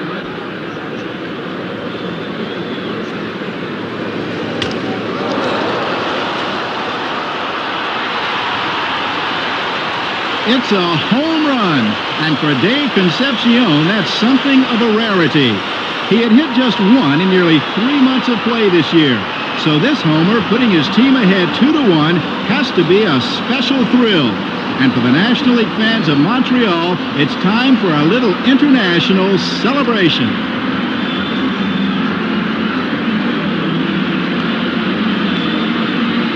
Lucky 13 gets the high fives, and the Nationals get a 2-1 lead after 2. What a fabulous sight. Al Michaels, Howard Cosell, Don Drysdale, Keith Jackson, Bob Uecker with us as you look down from the Goodyear Blimp, and now up at the Goodyear Blimp, piloted tonight by Warner Roth from Cocoa Beach, Florida. 5-day trip up here. What a marvelous evening. Great day. Temperature very comfortable, mid-70s. Humidity is low. Great feeling in this town. They've waited for this one as you look at Jim Clancy of the Toronto Blue Jays. They'll start to throw. You know, that could have been something. You'd have had Rogers starting for the National League and Clancy from the American League. I mean, conceivably, that could have happened to Canadian pitchers. Conceivably, but Clancy comes off his possibly worst outing of the year. I saw that the other day. He was not happy with that over in Toronto against the White Sox. That was the 16-7 lambasting. Ricky Henderson with a 1-strike count. Now a 2-strike count. 0-2. George Brett will be up 3rd in the inning. He singled in the first, as did Henderson. Ricky coming in to score on a sacrifice fly by Jackson. 1-2. First inning was key for Rogers. There's Ray Knight in at 3rd, having a super year. Al had mentioned Schmidt's slightly pulled hamstring, so Mike's out. And grounded down to Knight, who gets some immediate action. Guns it over to Pete Rose, the man that Knight had replaced a couple of years back at Cincinnati. And Pete opted to go to Philadelphia, Ray with the Reds, and then on to Houston in the Cedeno deal. Seems to me that first inning may be a key to this whole ball game. Rogers in trouble. 1 run in. They had been hitting him effectively. 3 hits in the inning. And in the clutch, he struck out Robin Yount, leaving 2 on. 1-2 to Lynn. As a change, grounded sharply, but Rose is right there. Pete will do it himself. And that's 6 straight. Set down by Rogers. Dee Dee Lynn. Watching her husband now, who's 0 for 2.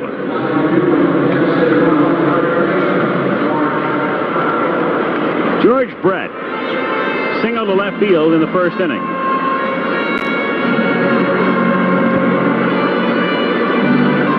National League 2, American League 1. National League winners of 10 straight, 18 of the last 19. And on top here.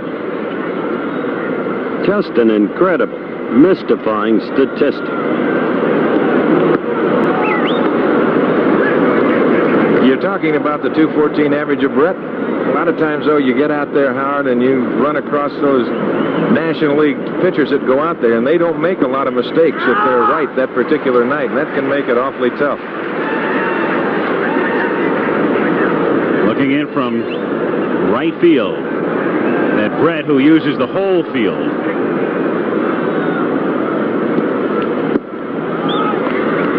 Two and one the count. Couple of different hitting theories right here. We talked about Cecil Cooper and talking with Rod Carew, and of course George Brett is the great pupil of batting coach Charlie Lau of the Chicago White Sox.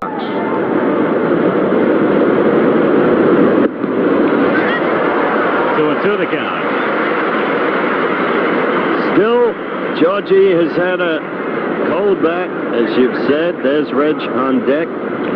And there's a fella sitting on the bench who leads the major leagues in base hits with 107. His name is Hara, Toby Hara. 2 and 2 the count. Well, you know, Hara's going to see some action. There's no question about that. But Billy Martin has to be a little concerned as you see Fernando Valenzuela. But the thing about Yount, the shortstop, he's got a little slight leg pull, and Billy's a little bit concerned about him, how he's going to weather the storm out here tonight, so he's got to use Hara at short if indeed Brett can't make it. Bouncing ball, Trio can only wave at it as it goes on out into center field, and so Brett is 2 for 2, and it's the 4th hit for the American League, all single. I should say if Yount can't make it, so it's just going to be, there's 3 guys that are a little ouchy. Mike Schmidt has come out, Leon Durham of the Chicago Cubs, and of course the man we just talked about, Robin Yount. Poor Durham, you had to feel sorry for him in the pregame introductions. Flew up with him the other day, excited, as you might suspect, to be in an all-star game, and then you have to be introduced after Al Oliver. So the crowd's going insane and nobody hears you.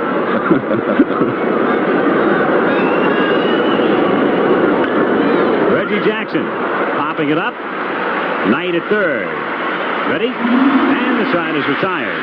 No runs, a base hit by Brett. They strain him. We play 2.5 at Olympic Stadium in Montreal. Nationals 2, Americans 1. This is the immortal Cy Young, who won 511 games, more than any other pitcher. 73 years ago, Cy Young set another record, and that was the concern of this man, 22-year-old Dennis Eckersley of the Cleveland Indians. The record, 23 consecutive innings pitched without allowing a base hit, and Eckersley was set to challenge him. Eckersley faced the Seattle Mariners last week on the crest of an astonishing hot streak, a no-hitter in his last start, coupled with 7 1/3 hitless innings in the start before that. Everyone was on edge as Eckersley needed just 6 2/3 hitless innings to equal that record. The tension mounts, but somehow he kept the streak going. Of course, some outs were tougher than others. 5th inning, still no hits. Dennis Eckersley is just 4 outs away and 73 years away from the immortal ghost of Cy Young.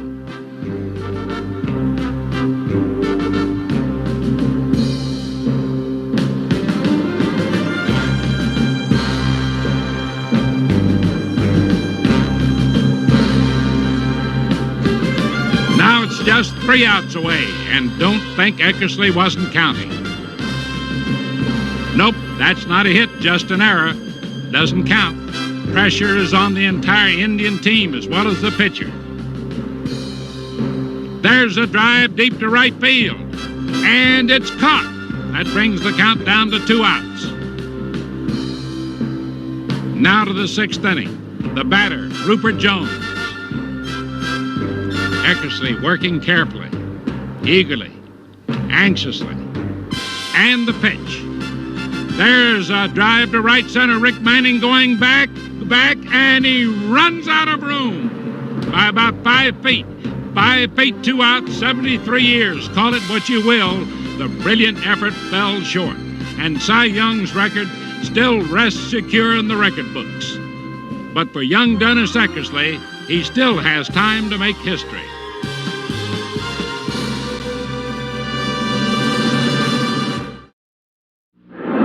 Bottom of the third inning coming up at the All-Star game. Let's get downstairs to Bob Uecker with Mike Schmidt. Uecker? All right, Al, thank you very much. Mike, early season injuries have plagued you, and tonight, a bit of a hamstring problem? Yeah, I'm out of shape a little bit, I guess, Bobby. I'm doing my best to get back in shape and have a healthy second half, which starts Thursday, and I owe it to my teammates and my team to be able to play hard on Thursday. Mike, you voiced some opinion about being voted into the All-Star game. Your honest opinion, do you think you should have been voted?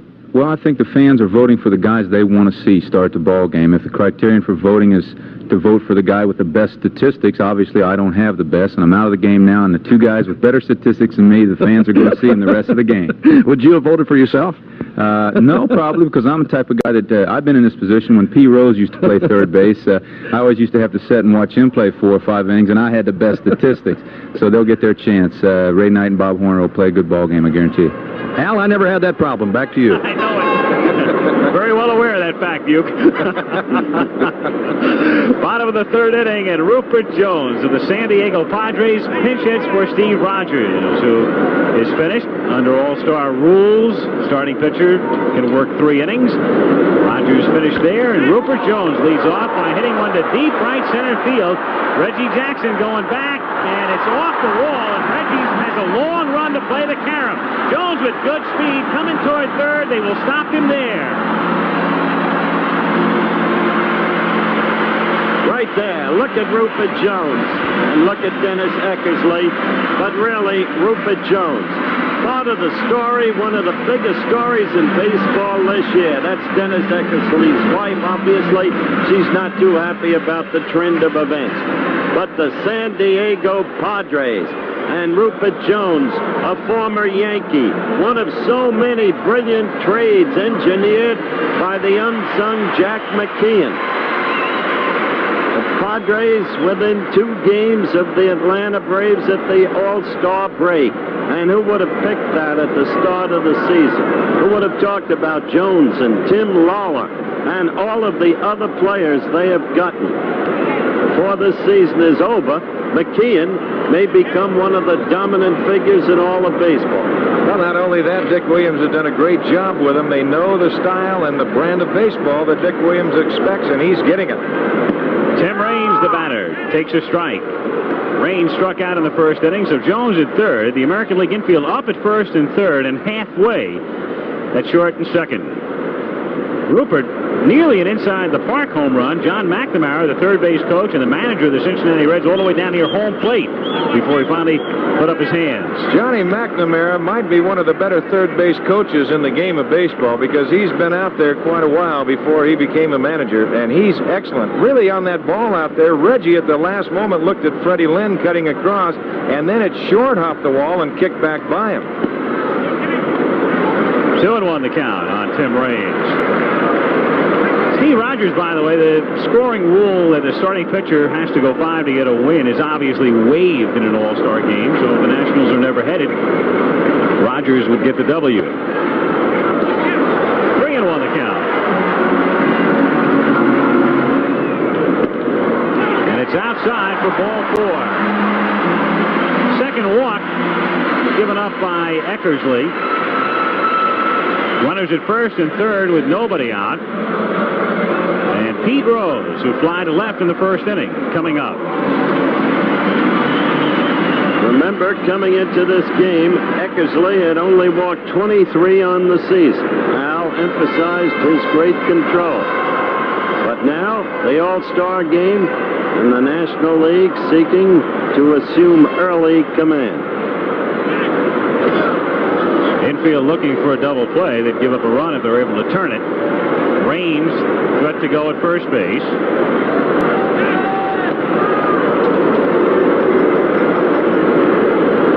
Eckersley's got a better than average move over there, and the thing I think that makes Dennis's move valuable to him is he can throw from any position. Raines not going, and the pitch misses. 1-0. Raines at first base. There's Jones at third. And Tim with 39 steals. Lonnie Smith is the leader of St. Louis, 41. Omar Moreno of Pittsburgh and Raines are next at 39. But of course, they all pale in comparison to Henderson with 84. There goes Raines, a huge jump and no throw. Just doing the wise thing, holding on. He had not a prayer. Now that is the only problem that Dennis Eckersley will have, is he has that high leg kick, and boy, that is just inviting all kinds of trouble. And when you get a man at first base who can run a little bit and you have that high leg kick, there you see Raines, Eckersley starting. They have no chance whatsoever. Dennis has another problem, getting the hitters out. After he started the game by retiring the first 5 in a row. 1-1 the count. Rose taking outside for ball 2. Good one. Rose lifting it in the air to right center field. Should be deep enough to score. Jones as Jackson makes the catch. Reggie throwing on in. And Rupert coming to the plate and makes it safely. Jackson with a good throw in from right center. Took the speed of Rupert Jones to beat the tag because Reggie made one whale of a throw. He really did. He did. A happy National League dugout. Rose gets it deep enough. Jackson laying back well. Now watch Reggie get into position. Here he comes now making the catch. And his throw is right there to Carlton Fisk, who had to go out to meet it so he would not be short-hopped. And Rupert Jones, as he comes around to the other side of the batter's box, you can see him coming around and Fisk going out to make the catch of the ball in the air. But then the tag is too late. Doug Harvey right there in good position to make the call.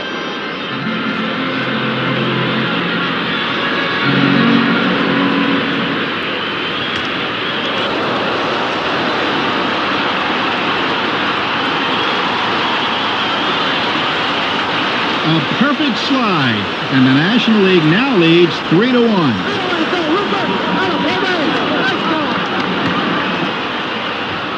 I ain't seen Reggie make a throw like that in years. I was just going to say the same thing, Howard. Years. Been a long time. Been a long time. Reggie's always had a good arm. He's always had a good arm. That's very true. It's just a question of trying to get, not having to be so erratic at times. Andre Dawson at the plate and a throw back to second. Now, I'll tell you what Bobby Grich will do is he talks with the second base umpire, John McSherry. If he sees a man coming back head first, that he will just use that as a gauge because he'll put the pickoff play on again, and then when the pickoff play is made, he goes down to that right knee, and they cannot get back in there. He's a tough competitor out there, boy. He'll put his nose right in the dirt with you. Dennis to the plate 0-2 and a check swing foul over by the commissioner's box. Louis just sort of waving a hand at that one as it went by. Sort of like Howard in the booth, Don. Howard's safe here because we're too far from home plate. He doesn't have to worry about the foul balls here. And Butch Hobson's not up. Yeah, right. He's at Fenway. There's another little check swing bouncer down to Grich at second base. They get him at first for the out, and on the plate, Tim Raines advances 90 feet. Raines now at third with 2 gone in the third inning. And up comes Ray Knight, hitting for the first time. Schmidt coming out of the game after he went 0 for 1.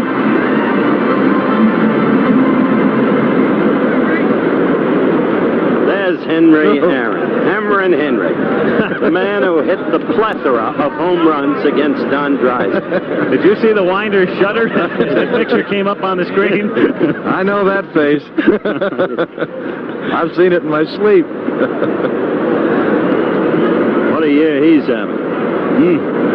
Solid player. You hit the way he's hitting in the Astrodome, you're hitting. That's right. He can always throw out the home run stats for the Astros. You're not going to hit very many down there. Knight popping it up. Bobby Grich getting underneath it. And that's that in the third inning. But the leadoff triple by Jones pays a dividend. A run, a hit, leave one into 3. It's 3-1 National League. It's a special thrill to be the star of of the All-Star game in front of your hometown fans. Al Rosen, now general manager of the Houston Astros, was the star of the 1954 game in Cleveland. My greatest thrill in the All-Star game was the second home run I hit in 1954. Johnny Antonelli, the pitcher, Roy Campanella, the catcher, and as I rounded third base and came home, Roy was standing there to greet me and said, "Don't tell me you're not the best guess hitter in the game today. Nobody could hit that pitch out had they not been guessing." Now you can get your copy of the official 1982 All-Star program, the same one sold at the ballpark. Just send check or money order for $4 to All-Star Program, Box 9800B, St. Paul, Minnesota 55198. Please make your check payable to All-Star Program. New York State residents must add appropriate sales tax. That's All-Star Program, Box 9800B, St. Paul, Minnesota. Allow 6 weeks for delivery. The preceding message was furnished by Major League Baseball. Okay, a couple of changes now for the National League. Dusty Baker of the Los Angeles Dodgers replaces Tim Raines in left field, and the new pitcher is Steve Carlton of the Philadelphia Phillies. And for those of you scoring, Baker will bat ninth, and with Raines coming out, Carlton will bat in the leadoff spot for the National League. So lefty, as he's known in Philly, coming on here in the fourth inning after Rogers had limited the American League to 1 run through 3. Cecil Cooper at the plate. Base hit in the first inning. 1-0 the count. Even now at 1-1, Cooper to be followed by Yount and Grich. Well, you think of the start that Steve Carlton had this year and what his record is right now. He's really been pitching some good baseball. His record as of today, 11-7. He was 0-4 earlier this year. 1-2 the count.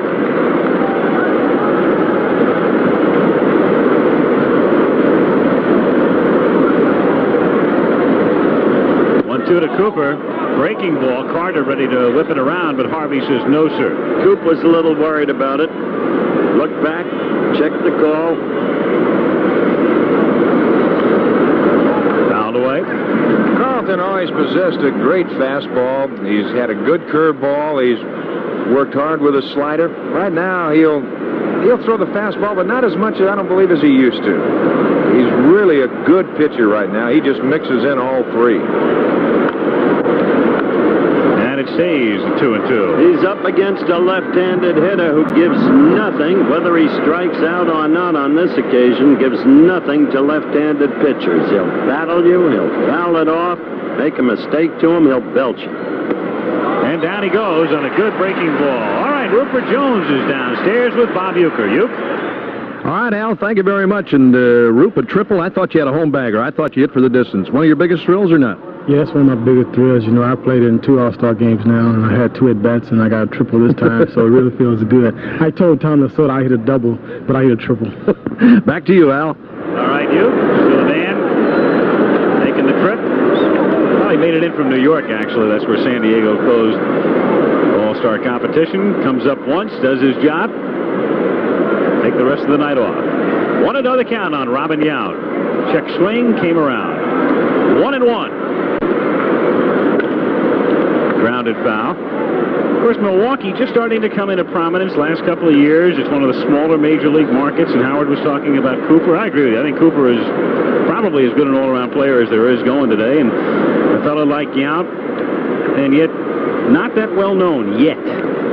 Fouled away. Well, we just had Al Rosen on, but his 2 home runs, as you look at Angular, David Winfield of the Yankees, his 2 home runs in the 54 All-Star game. He and Bud Selig, the Brewer owner, were with me today, and another ball. And they were both saying, why don't we have a split season this year? Milwaukee's in first place by 2 percentage points over Boston. And, of course, Rosen would like Houston to start the season over. You just saw Raleigh fingers, of course. Key man out of the Brewer pen. 3-2 the count. And Robin Yount is on. First walk issued to an American leaguer tonight.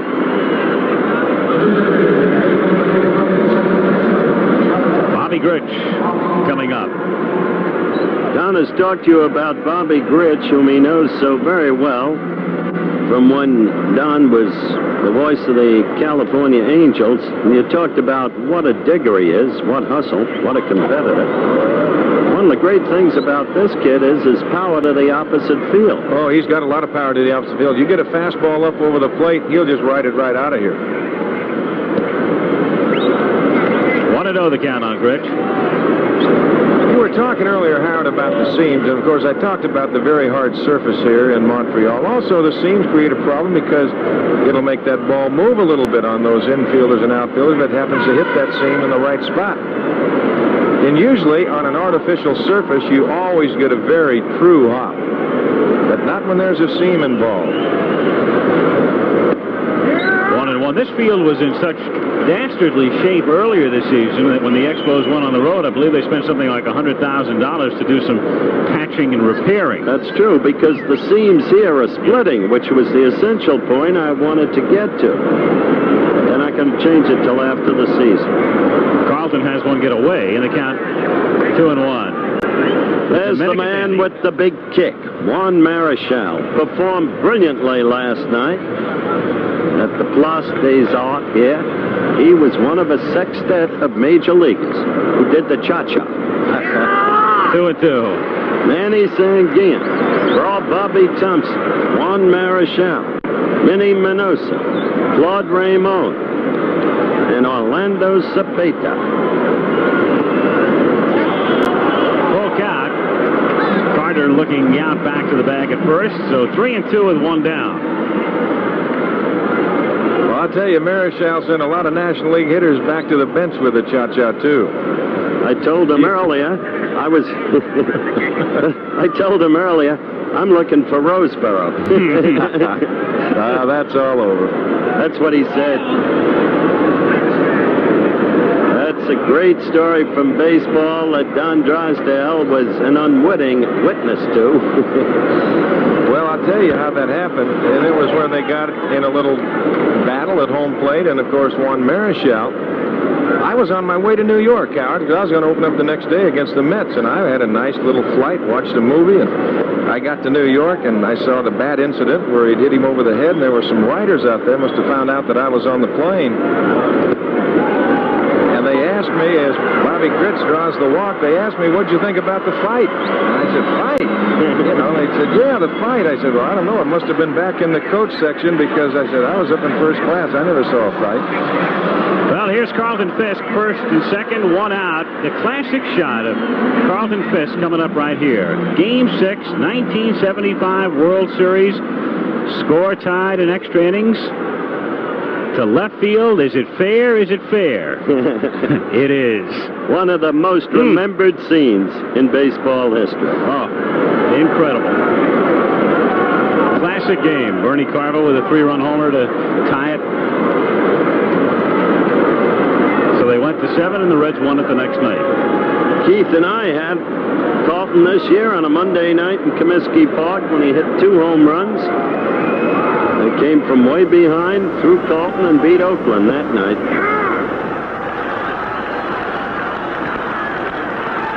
Hit to left. That's it. Hit well to left.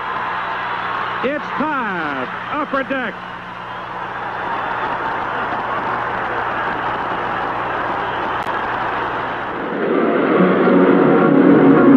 Fisk at the plate, 2-1. American League trailing 3-1 in the fourth inning. They have Yount at second.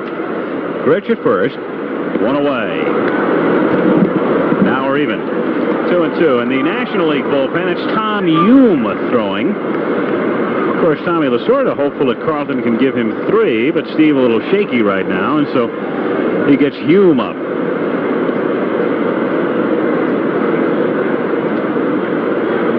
2-2 pitch upcoming. Got it. So 2 down, both on strikeouts. And this program being brought to you is an exclusive presentation of ABC Sports. Let's pause 5 seconds to allow our local stations to identify themselves. WPVI TV, Channel 6, Philadelphia. Back in Montreal, Andre Thornton coming up for the American League. They trail 3-1. Tying run at first base, 2 down, 4th inning. Thornton, a late addition. When Carew took himself out of the game, that opened up spot 28, and Andre filled it. He should have been there otherwise. He should have been there in the first place. One of the great human interest stories in the whole history of baseball. His stats, which you just saw graphically, speak for themselves. Man who in a tragic automobile accident on an icy road lost his wife and daughter. A man who, with great faith, deeply religious man, came back from that. Then 2 knee operations. And then a broken hand on the first pitch of spring training. Still another season lost. And everybody wrote him off. And look what he's done this year. Only one man with more ribbies in his league, that's Hal McRae. And only one man's hit more home runs. It's Gorman Thomas. Grounded to third. It's a foul ball. Foul ball is the call. Very close. Ray Knight trying to coax it fair, make it look like he's able to make the play on the bag. Well, Ray was trying to block that third base umpire if he could, but that call is for the home plate umpire, and Doug Harvey right there. And he said, "No, you don't, Raymond." No. Let's look at it. Both umpires called it foul, but Don's right. It's the home plate umpire's call until the ball gets to third base. Carlton's 2-2 pitch. Swung on and missed, and so Steve walks 2, but strikes out 3. And at the end of 3.5, still, National League 3, American League 1. Gary Carter, earlier we saw Sam Shell of Gillette, the company that conducted the All-Star balloting, giving Gary his trophy. Top vote getter. Think back last year, Cleveland, right after the strike was over. They started with the All-Star game, and off Ken Forsch of the Angels, he hit this one in the 5th inning. And then he duplicated the feat with Ron Davis, then of the Yankees on the mound. 2 home runs last year at Municipal Stadium, and the All-Star Game MVP, Gary Carter of the Expos. The Winfield Foundation in evidence here in Montreal. Dave buying some seats. Willie Wilson comes into the game now in center field out of Kansas City. Bill hits second. Freddie Lynn is out of the game. And Jim Clancy of the Toronto Blue Jays. 500 pitcher this season, 3.56 ERA. On to work. So Gary Carter to lead off. Murphy and Concepcion to follow. 3-1 National League, bottom of the 4th inning. 1-0.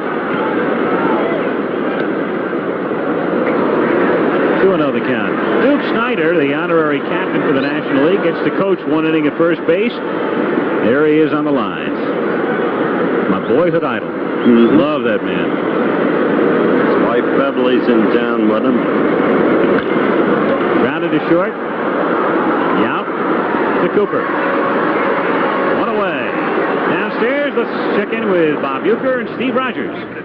All right, Al, thank you very much. And Steve Rogers, a good performance tonight. You left with the lead. What about the Expos this year, Steve? Well, I tell you what, we've been a little inconsistent the first half, but we know we've got a heck of a lot more talent than the way we've played. And what about this is an ice pack, folks? Well, I tell you what, this is believed in and has had results by the Montreal Expos, and so we ice down after every time we throw. Steve, nice going tonight. Al, back to you. All right, Uke. Dale Murphy is the batter for the National League with 1 out. Bases empty in the bottom of the 4th inning. Murphy walked, and he was aboard when Concepcion homered in the 2nd. You know, I think what's one of the big parts and one of the fun parts about the All-Star Game, and a fan that ever thinking about coming to any All-Star Game, if you get a ticket, get there early and watch batting practice. Boy, they put on quite a show. This young man right here can put on a show for you. As a matter of fact, yesterday they took batting practice on an off day for all the clubs, of course, during the All-Star break. 28,000 people showed up. That's right. They had an open workout for both clubs, and they had a good crowd here. 2-2. That should become traditional, no matter where the All-Star Game is held. Floyd Bannister of Seattle What a marvelous year for the Mariners thus far, loosening up for the American League.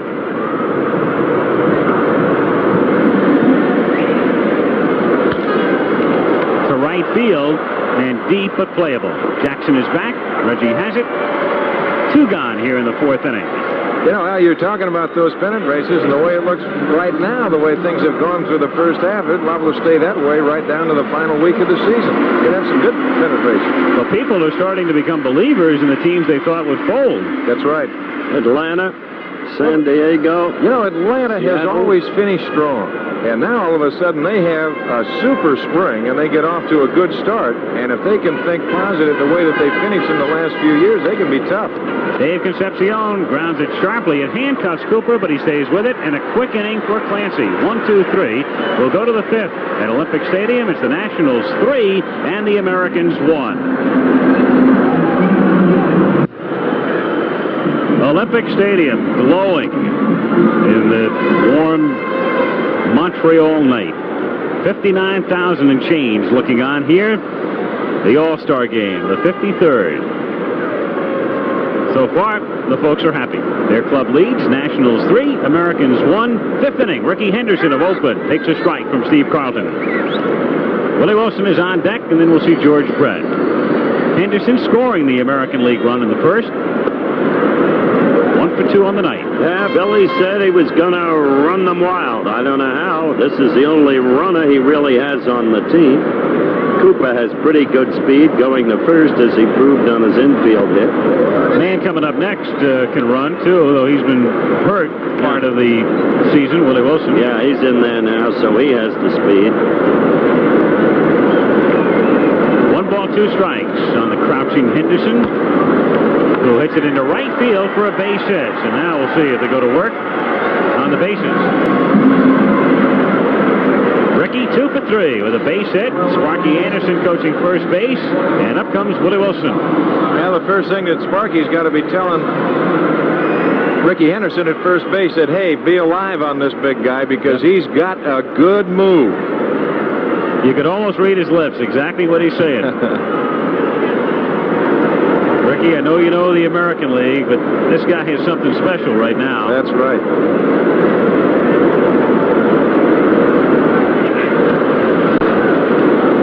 Gave him his B-plus move there.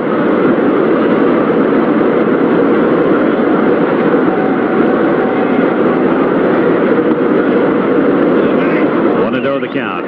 You think they don't have a little part of a relay team going right now? Henderson at first and Wilson at the plate.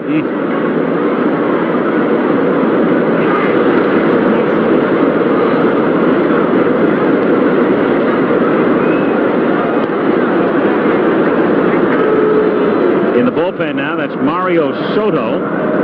8-5 for the Reds this season. Going back at Carlton. Wilson tries to punt his way aboard and fouls it away. Carlton with an exceptional move. That time, Steve had Henderson going back to first base. Exactly. That's the big thing that you have to put in the minds of those runners over there. If you do have a good move, you've got to make them aware of it. You've got to go over that way every now and then. You give them your C move, your B move, then an A move, and then you might have a chance of picking somebody off. But you're also going to have a chance. Watch him start coming back to the bag. See him start to feint back, and now here comes Carlton to the plate. 1 ball, 1 strike on the switch hitting Wilson. Comebacker. Carlton to Concepcion and back to Rose. They turn a double play. So you've got Henderson at first and Wilson at the plate, and you still get 2. Well, that little man at shortstop turned it over well, and he got a great throw from Carlton. Carlton just kind of took his time for a moment. Watch the ball hit back to him. He's got it now. He looks down, taking a little time, gets a good grip. Look at the throw right there to Concepcion, right where you want it, and they double up Wilson with ease. And they had Willie running from the right side. Right. Which makes a big difference. Buddy Bell. Buddy Bell hitting for Brett here.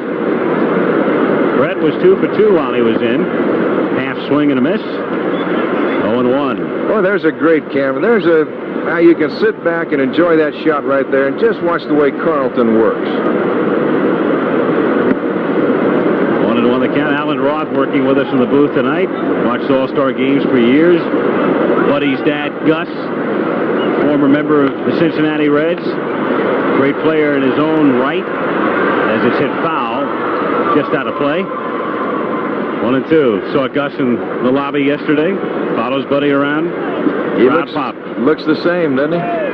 He really does. He looks in great shape. There was a year when Gus, Wally Post, and every member of the Cincinnati Reds That's right. voted on to the All-Star team.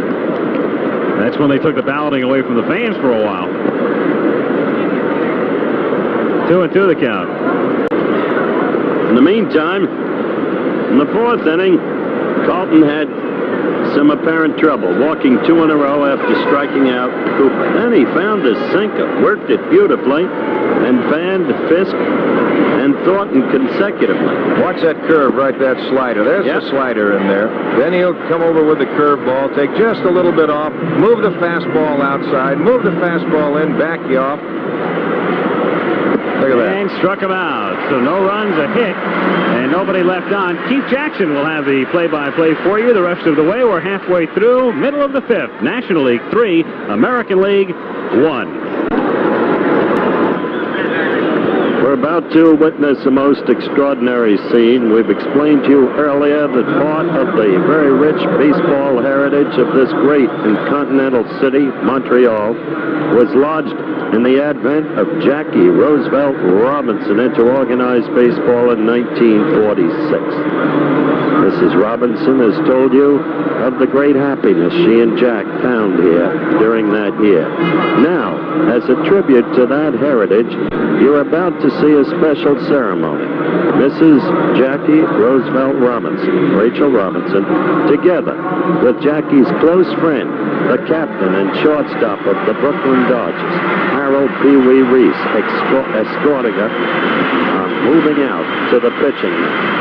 The crowd having already been apprised by the public address announcer of the occasion and what's happened.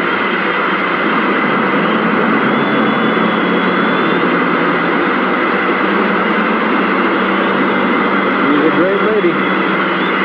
Certainly is. And they both look so remarkably well. Now in their 60s. The doty little captain who belongs in the Hall of Fame, and Rachel Robinson. Okay, Keith Jackson. Lovely ceremony. Memories come flooding back when you think of the name Jackie Robinson, because it's so applicable in so many ways in the game of baseball. As we go to the bottom of the fifth inning. The score is 3-1 for the National League over the American. And Manny Trio stands at the plate, swinging and missing as Floyd Bannister comes in to pitch. The Seattle Mariner leading the American League with 110 strikeouts, with a record of 8-5. Bannister to Trio. Breaks it inside to make it 1-1. That pitch missing behind the plate now. Lance Parrish of the Detroit Tigers. At third base, it is Buddy Bell of the Texas Rangers. Willie Wilson, you have already been informed about, in center field. And over in right field, the big Yankee, Dave Winfield. And there's a shot up the middle for a base hit for Manny Trio. So the Philly gets the Mariner and nails him for a base hit. Dusty Baker comes to the plate now. Dusty hitting .294, very sore face because he was struck by a foul ball, causing 2 small fractures over his right eye. When he met his wife Harriet the other day, she was terribly concerned about it, as young Steve Sachs, the brilliant Dodger rookie, is now running at first base for Trio. He is a second baseman. Sachs has speed. He has a foot hooked on the rug, and the pitch comes in from Bannister and misses for ball 1. There's Dusty's wife, Harriet. We all, with the Dodger organization the other day, all aboard the plane as I came in from the West Coast. And she among the group. Having Baker in the number 9 position, you'll go back to the top, and And you're going to be looking at big Bob Horner of the Atlanta Braves. The Sachs goes. The throw from Parrish. He's out of there. Oh, I'll tell you, Parrish threw a seed. Oh, he's got a gun behind the plate, and you have to have an extraordinary jump to steal a base on him. Look at this throw to Bobby Grits right there. Looked like Steve came up a little short. And there's big John McSherry right there to make the call. Sachs had a decent enough jump, but you're right, he did start a little soon. And he was a dead duck. John McSherry standing on the plate to make the call. And now Dusty Baker hits a high fly ball out to the left side. And Henderson makes the catch. Now let's go to Bob Uecker. All right, Keith.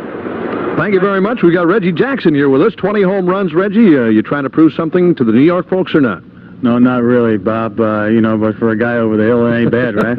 No, you're having a fine year. What about the Angels? Well, we've got a real good ball club. We played exceptionally well, and really our pitching has been really super for us. We've got the best pitching staff, as referenced to earn run average, throughout the major leagues. So I think we've got a chance at them. You want to say anything to your former boss? Hi. Back to you, Keith. All right, Bob. Bob Horner stands at the plate. And with Horner and Murphy, that's the wheelhouse of the Atlanta Ball Club. 18 home runs. And normally Horner will hit them in clusters. Swing and a miss there. Boy, he's got a short, compact swing, Keith. Watching him in batting practice is just amazing, that the power that he can generate with that very short swing. Got that bat right straight up and down, and he starts it right from there. Bouncing at the plate. I stood down there behind the cage today and watched him hit for a while until he peeled one back in the screen with such force that I decided I'd leave, considering my expensive pension.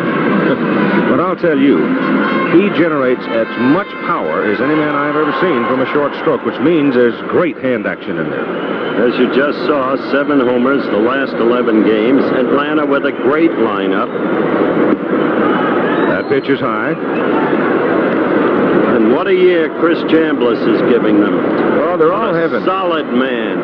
That whole ball club's having a good year. Joe Torre and his coaching staff, they did the same thing with them. They taught them how to win.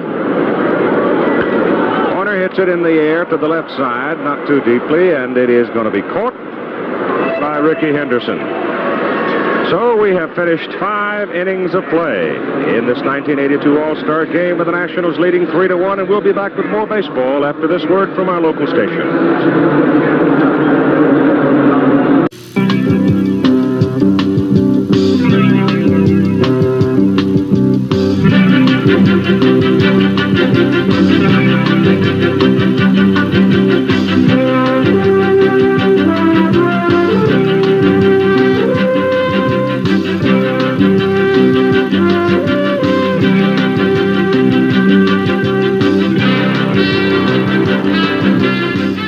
Baseball fever.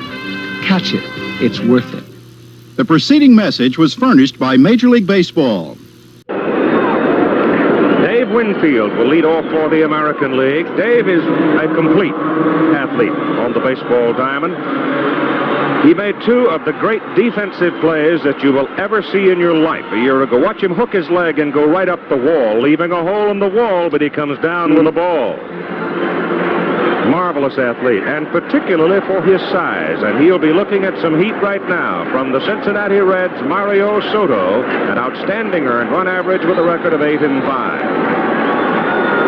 Soto will be hitting in the number 1 spot if he comes to the plate, and Oliver will be batting in the number 2 spot. Al Oliver, who is also having a marvelous year, and he is now playing first base for the National League.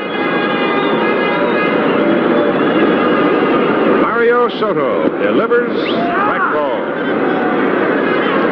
There's Big Al Oliver. He said yesterday that I feel like I've been reborn. Steve Sachs is obviously in at second base. But Oliver is just delighted with the way his life has turned for him. And of course, when you're batting 300 plus, and the home folks appreciate it, it makes life a little softer, doesn't it? isn't it? Well, I think he's one of the finer hitters in all the game of baseball. Sure, he's done it in both leagues. If any man can talk about the domination of the National League in All-Star games, it's Oliver.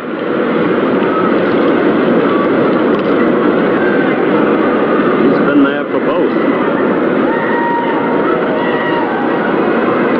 A two-strike count. Winfield shoots it up the middle. Base hit for Big David. The American League pecking away at the National League pitchers, but the long ball has been the primary difference in the ball game to this point. And now here comes Eddie Murray of the Baltimore Orioles. And you deal in superlatives when you talk about Eddie Murray. Well, they were talking about maybe Cooper not getting all the acclaim that he should be, being in a small market as Milwaukee. Here's another man who you talk to American League pitchers and mention Eddie Murray, and they will shudder a little bit too. Well, in the beginning, they knew how to pitch to him. He was just a fastball hitter, but he's not that anymore. He's a complete hitter now. And being a switch hitter, the thing that makes Murray so valuable, he's got such good power from both sides.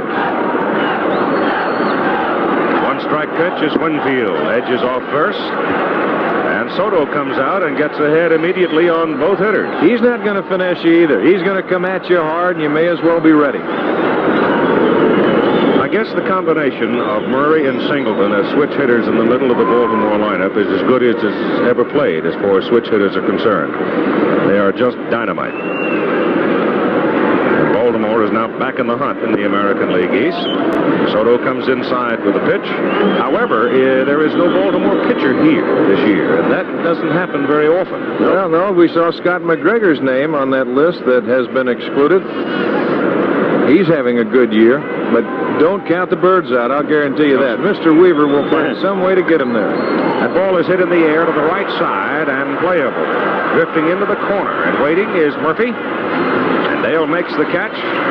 Winfield bluffs and holds at first base. One out. The thing that makes them so dynamic, those two you were talking about, Singleton and Murray, is that they both are switch hitters, as you mentioned, but they're both good power hitters. There's been a lot of clubs that have had the switch hitters on there, but not with the power that those two possess. It's not popularly recognized what a patient manager Earl Weaver is. Early in the year, his patience was driving owner Edward Bennett Williams crazy because Williams wanted Singleton, who was slumping terribly, taken out. Robin Yount, who is the only shortstop on the American League roster, though Toby Harrah has played there some in previous years, swinging and missing. And Carl Yastrzemski has moved to the on-deck circle. Earl stayed with Singleton, net. Singleton is hitting the way he can, and he and Murray are what Keith has described. Tremendous switch-hitting combination. Pitch is inside. To Yount. There's Yaz. What a fine man. And what a job Ralph Houck has done with the Red Sox. We'll see them Friday night here on ABC. Ralph's up in Vermont with his wife Betty, taking 3 days off. They let the whole Red Sox team have a 3-day vacation. They've been in a relatively mild slump, and they thought that rest would help the whole team. Soto chases Winfield back.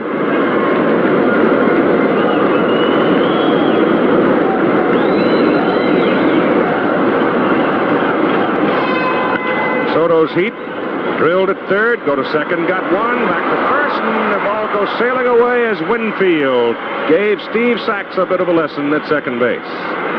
There's been so much talk about the National League playing hardball. I think Winfield read the story. Well, of course, Dave started in the National League with the Padres. He knows how that game is played, but here, to throw a little late, you see Winfield coming in and Sachs up over the top. That throw going down the dugout, and Yount goes to second base, and Sachs will draw the air. That will be the first error of the ball game, and the hand in the background, and a standing ovation for Carl Yastrzemski.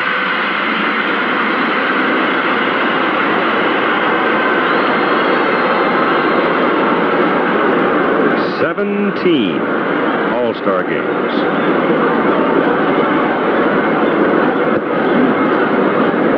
You don't just get to that many All-Star games by compiling numbers. There has to be more to it. Of course, there is so much more to him.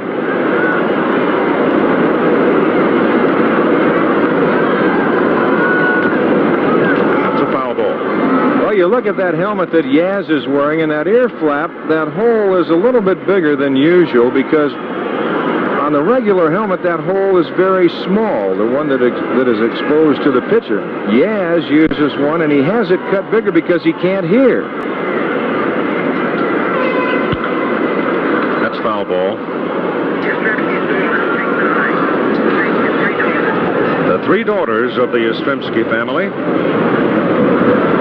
The son, quite a baseball player, down in Florida State. The way Yaz is going, they might be teammates one day. That's right.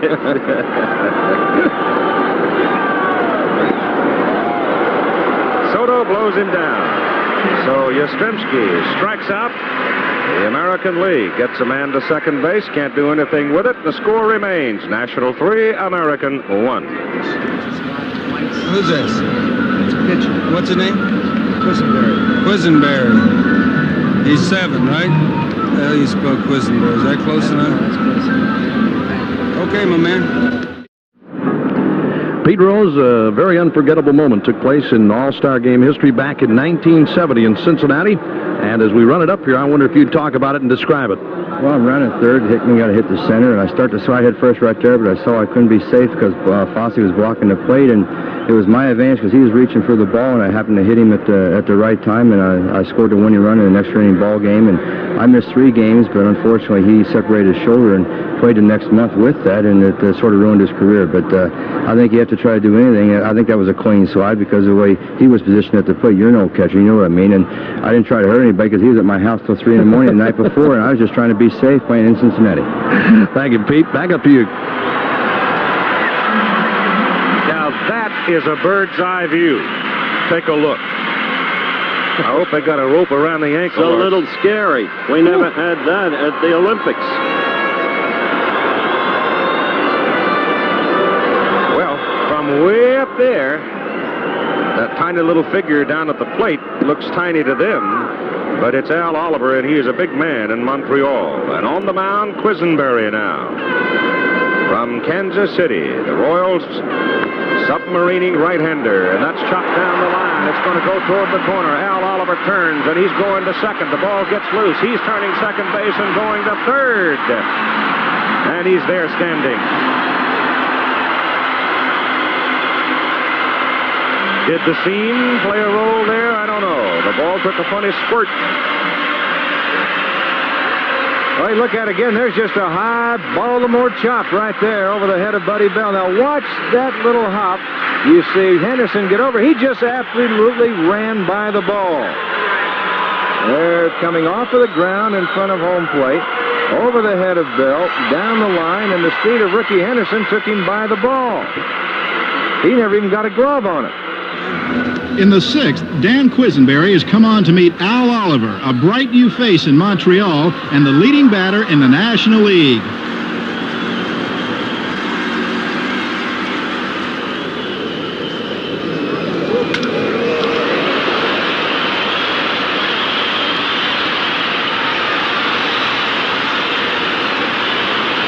Getting the right bounces, Oliver pulls into third. So that is the second triple in the ball game for the National Leaguers, and Andre Dawson now with an opportunity to increase the National League lead. Nobody out, and Oliver at third. And the pitch is low inside. Dan Quisenberry is on the mound. That's his record on the year. And another Royal has been inserted into the lineup. Frank White is playing at second base, relieving Bobby Grich of the California Angels. And Dawson almost stepped right into that pitch. You look at some hitters, and when they try and gauge Quisenberry, you try and pick up a spot on a pitcher to where you can find the ball. As you look at Oliver at third, a lot of hitters will go right to his knee because that's where that ball is really, looks like it's coming out of. That's hit on the ground to the right side. That's going to hold the runner at third as Eddie Murray makes the play. So one out, and Oliver is still at the turn. Jim Fanning of Montreal coaching at first, and John McNamara of Cincinnati at third. If the American League is to do anything at all in this game, they've got to reverse a remarkable trend against them in the late innings of prior All-Star games. From the 7th inning through the 9th in the recent years, they have been almost totally inept. And now they're going to have to come from behind once again, as you just looked at Frank White, the new second baseman of Kansas City. Oh, Georgia boy up there, Ray Knight. And here's a guy I think's a battler. He's another one who'll get down and scuffle with you. Yes, he will. And, you know, he's really kind of a little bit out of position right now as far as this 1982 season is going, because he's been over at third base a lot. I mean, at first base for Houston. That's a foul ball in the photographer's corner past the dugout. It's the Astros with Art Howe at third and Ray Knight at first. Gary Carter is the on-deck man. Knight late with it. Ray Knight strikes out. Well, that goes back to a statement that I can think of the California Angel manager Gene Mock making to me. He says one thing that he likes about Quisenberry, and you've got to respect him for it, he can close you down in the late innings. He knows how to pitch, especially the ninth. He can shut the door on you.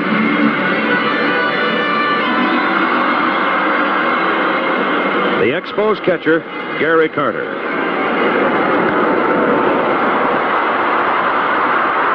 Didn't catch it.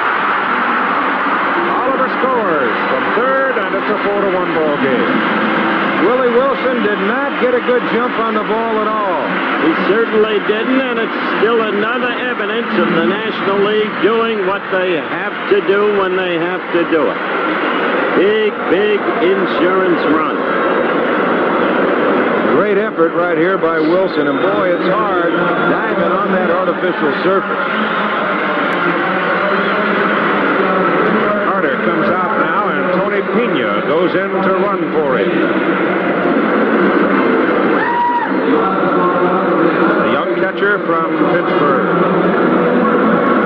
Boy, is he a dandy. National now with 5 base hits. Don't ever think catchers can't run either with Mr. Pena. This guy can haul it. Quisenberry, of course, like Kent Jacoby, brings the ball underneath. Jacoby, in explaining the physiology of it, says it's the least demanding pitching motion because the muscles continue to rest on the bone structure. You don't relieve them off. The runner going, Pena, in there, safe.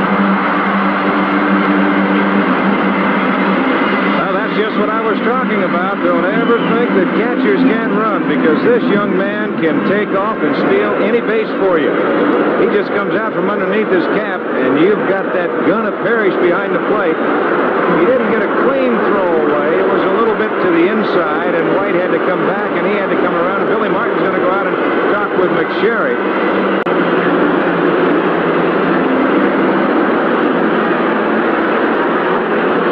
There you can take another peek at it. Whether Billy thinks he got him before he got to the bag, that's close call right there. But I believe McSherry could have been blocked out a little bit with the body of Pena. Well, McSherry had but he was coming from looking at it from the same angle that Martin was. Here's another big kid that's fun to watch in a batting cage. Yes, sir. What does a ball jump when he hits it? That's a sharp shot for the third baseman, Bell. Bell scoops it and throws it and gets him just barely. So the Nationals add their lead to make it a 4-1 ball game over the Americans. And the name Dave Parker of the Pittsburgh Pirates came up a moment ago. My goodness, he's had his moments in this baseball classic as well. Dave Parker's career troubled by injury, but when the Pirate star thinks about the All-Star game, he will always remember saving the 1979 game for the National League. You talk about an arm. Remember this. I told you I made it in 1979 All-Star game, where we're going into the bottom of the 8th inning and the score is tied. Brian Downing is on second base, and Greg Nettles is at the plate. Greg Nettles hit me a single to right field, do-or-die situation at home plate. I make a good strong throw from about 300-some-odd feet. Gary Carter makes a tremendous play at the home plate to strike out that run to keep the game tied going into the ninth. And as the hometown fans are singing praises, up comes another Montreal crowd pleaser who's added some lyrics of his own, Gary Carter.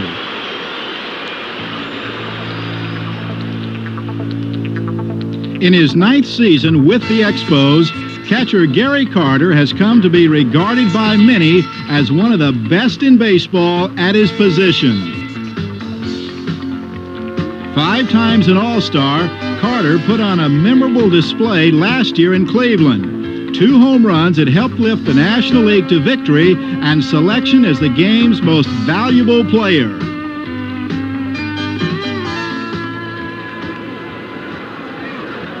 Now, Carter takes aim at opportunity in 1982. 2 outs and a runner on third.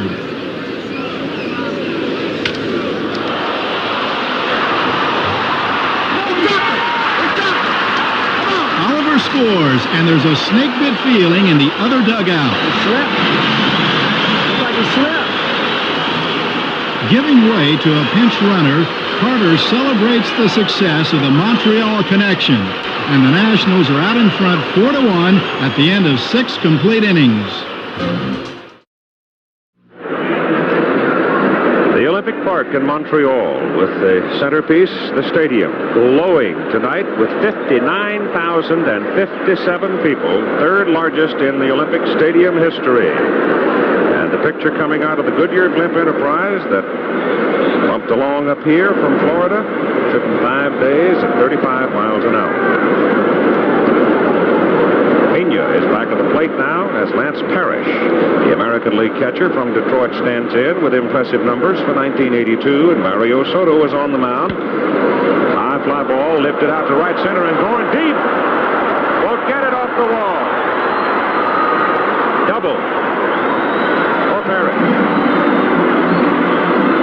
Was hit and hit hard. Parrish got off to a very slow start this year with the Tigers, and all of a sudden he has caught fire, and he has really come on. You see, Lance doesn't have his batting helmet, using one of the Cleveland Indian helmets. White will come to the plate now. Ball had deceptive carry to it, Don. In the beginning, because it was a low ball that he hit, it didn't look like it would go that far. But well, of course, hardly driven. When you get on a hot evening and you get this many people in a ballpark, that ball's going to carry a little bit more. And indeed, this has been a beautiful evening for baseball and a lot of people. Soto comes with a fastball. White swings through it for strike 1. And in case it has wandered through your mind tonight, no, they have not put an umbrella or a cover over the Olympic Stadium as yet. The provincial board just simply says it can't afford it. As a matter of fact, the provincial board said it can't afford a new rug.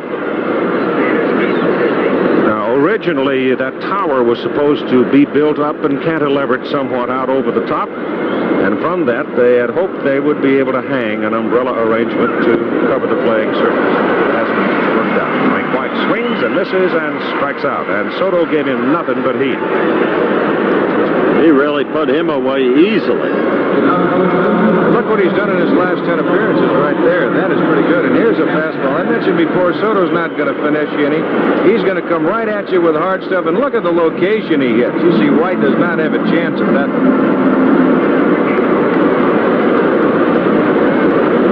Ricky Henderson, 2 for 3 on the ball game tonight, but he has not been the electrifying figure on the bases that the American League team had hoped he might be. 1-strike pitch is hit to the right side, gets by Oliver, picked up, pitcher covering, the throw by Sachs over his head, backed up by Pena, and everybody's safe as Lance Parrish goes down to third. So with 1 out now, you have base runners on the corners. I don't know whether they would have had a chance to get Henderson on that play or not. They give him a hit, huh? They have to give him a hit. The way he runs, that ball by Oliver. Now Sachs over to back up. He gave the throw a little high, and of course he's in an off-balance position to make it. But they would not have got him anyway. You can see that. We are in the top of the 7th inning. And the hitter is Willie Wilson.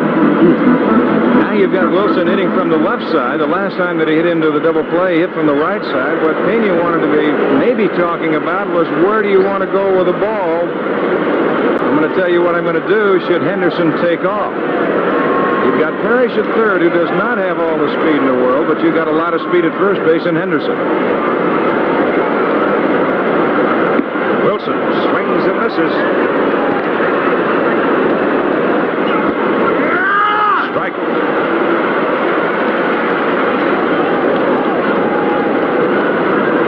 Well, you've got another gun behind the plate in Pena. Soto gets rid of the ball pretty quick. It's going to be interesting to see should they give Henderson the green light or not. 2-strike pitch. Henderson goes. Pitch is low inside. No play.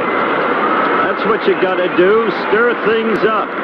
The general rule, don't run. If you're behind 3 runs, it's the 7th inning. But with Henderson, you got to do it and stir things up. Well, he's a little bit out of the general category with his speed. That's the one thing. You can do different things with Ricky Henderson you can with somebody else who just has the average speed. Wilson can deliver. He's at 1-2. It's a 4-3 ball game, but he can't deliver. Soto shoots him down. Philadelphia, you'll remember, handled Wilson with consummate ease in the World Series. That is very true. They did. The thing, Willie just did not have the kind of series that he is capable of having. He's a good ball player. There's no question about that. But this guy standing out on the mound right now, he's throwing a few peas up there, too. Buddy Bell with 2 out and 2 on. The Texas Rangers swings and misses. That was right on the letters. He's just flat challenging the hitters, that's all. If you're going to do something against Mario tonight, it's going to be on his best stuff. That's his fastball. Now 10. So Soto turns the American League away again, and the score remains 4-1, middle of the 7th.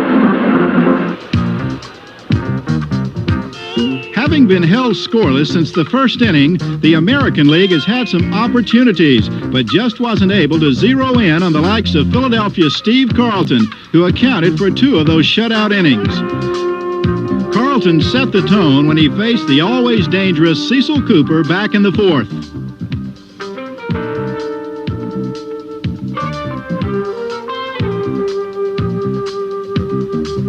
A baffling slider has helped make Carlton the all-time left-handed strikeout leader. And when he's on, lefty can turn off any lineup, even the best. Carlton struck out the side in the 4th, and then fanned another in the 5th to complete his stint. But now in the 7th, another strikeout ace, Mario Soto of the Reds, finds the American League getting back in the swing with Lance Parrish at bat.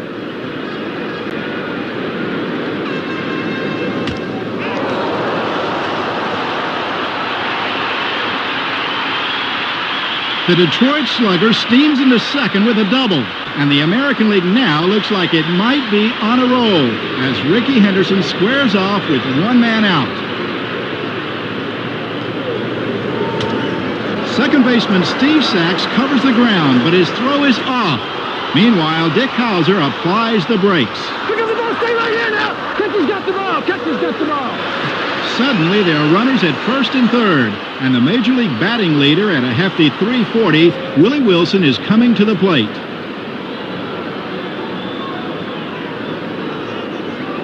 The heat is on with the American League getting to the heart of its lineup. And as Soto works to Wilson, the pressure continues to build. It's a frustrating strikeout for Wilson, but the Nationals aren't out of it yet, and the Dominican-born Soto is well aware of that as he faces pinch-hitting Buddy Bell. Now on second with a stolen base is Henderson, and Parrish is still 90 feet away.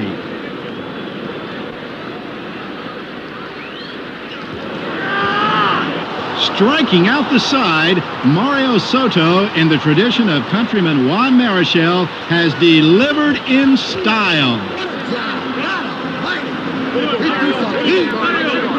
Fired up National League squad has just avoided another close call, holding on to its 4-1 lead.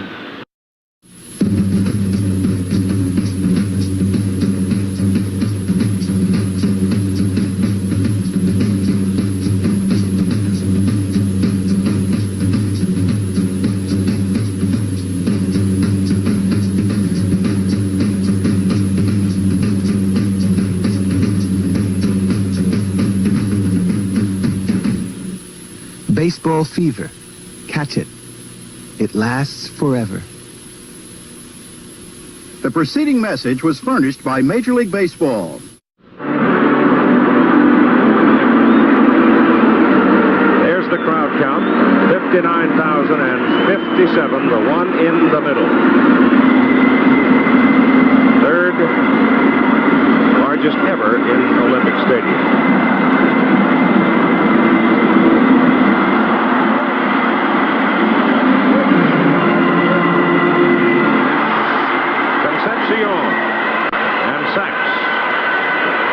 Baker for the National League.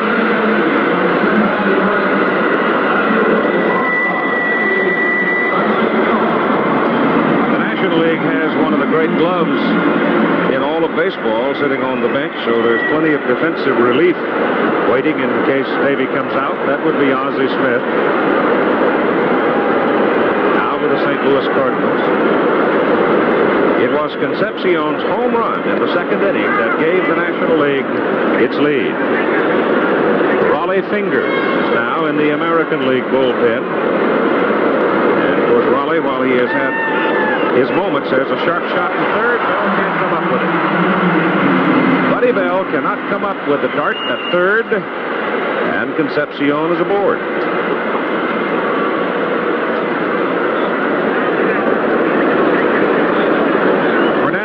Has now started to throw in the National League bullpen.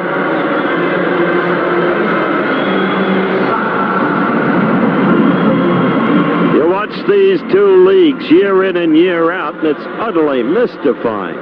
Continued futility of the American League. You can feel it in the arena. It's oppressive.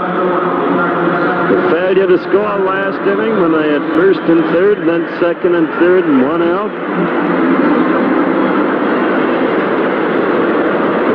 Lonnie Smith, isn't it, on first base, running? He's another burner. Yes, he is. Lonnie or Ozzie? It's Ozzie. Ozzie Smith. It's Ozzie. He'll go in to play short for Concepcion. Yep. They're both burners. Yep. Well, Soda might put something on here. He might. Big bluff at first. Throw over there. He's back. Harris went after it.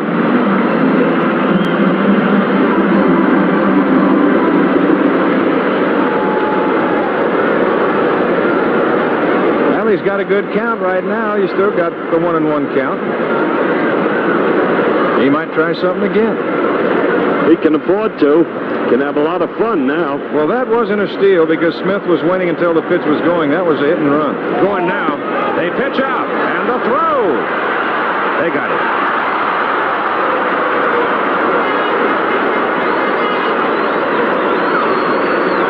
Well, you have now had a look at the arm of Mr. Parrish on 2 occasions. Boy, he has a gun, and he just gets it to White, and all he's got to do is apply the tag, and actually, Ozzie Smith just tags himself out.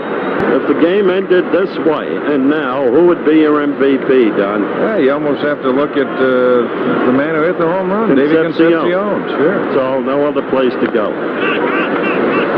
Bell at third. Better hurry. Didn't get him. No, sir. Mr. Steve Saxton Motor. There's Steve's dad. He's got to be happy. His son gets a base hit in his first All-Star game. At the high high chopper, and Sachs gets out of the box pretty good, and Bill has to play it on that big hop. Now the off-balance throw, Buddy can make that play as well as anybody. It's a strong throw, but Sachs just outruns the ball. It's the National League that's doing the running, whether successfully or not. Dusty Baker.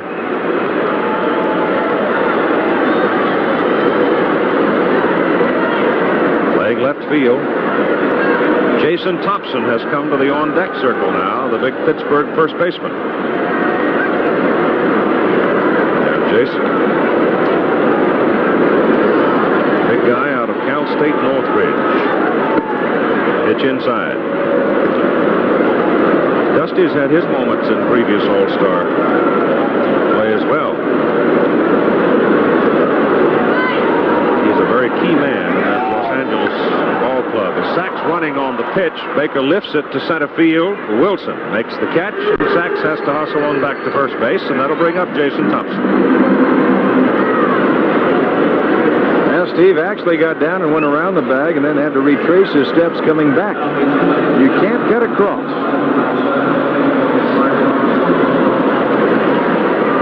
17 home runs for this big fellow. Bounced around. He started out in Detroit, went to California, and in California started learning more and more about using the ballpark with his bat, and has helped himself enormously, and it's now paying off in Pittsburgh, though he still has retained the long ball power. And this is another fellow who can take it out anywhere. That's exactly right, Keith. He's got good power to the opposite field. You get that fastball up over the plate or any pitch that he can handle out there and get leverage on it, he'll drive it out anywhere. Much of the key is he pulls it to the right side, easy for White. Frank throws on to first base, and the inning is over. So we've played 7 in Montreal's Olympic Stadium. The National League leading the American League by a score of 4-1. We'll be back with more baseball after this word from our local stations.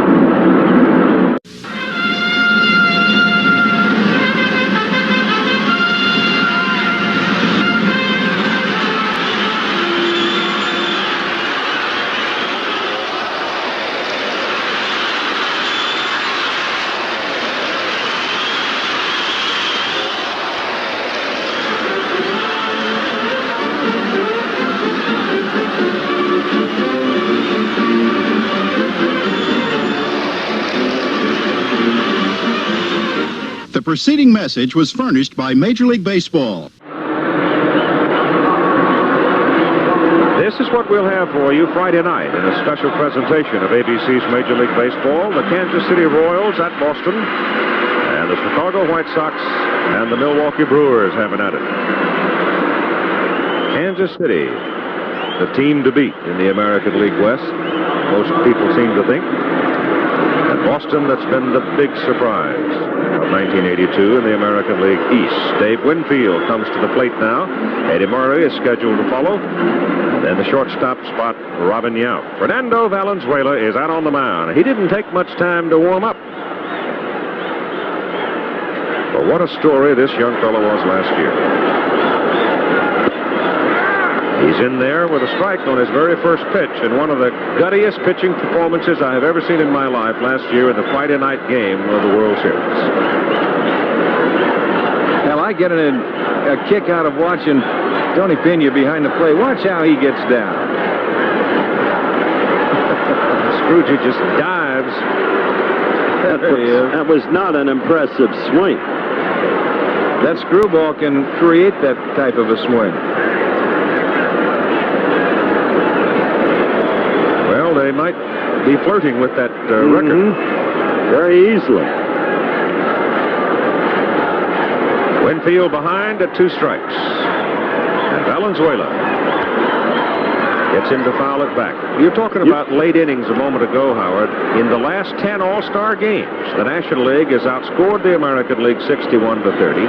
And the American League, there's R.J. Smith, a shortstop. The American League has scored in the final 3 innings of the last 10 games only 2 times. That's the trend I talked about. Sort of hands it out to throw is in the dirt. But Up comes Oliver for the out, and let's go down to Bob Uecker. Dave, obviously they voted you in for your power, a two-runner. Huh?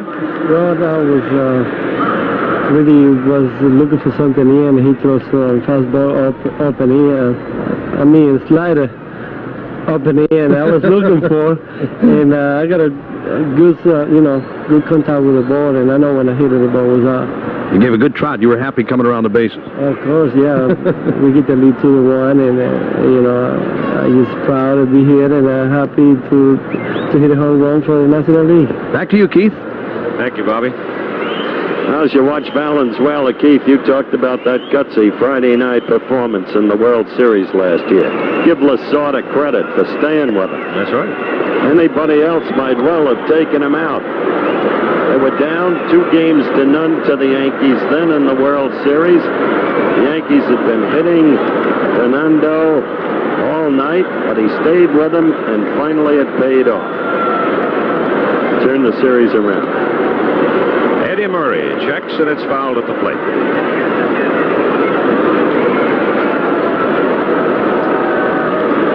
Here's Tom Lasorda, Chuck Tanner, manager of the Pirates.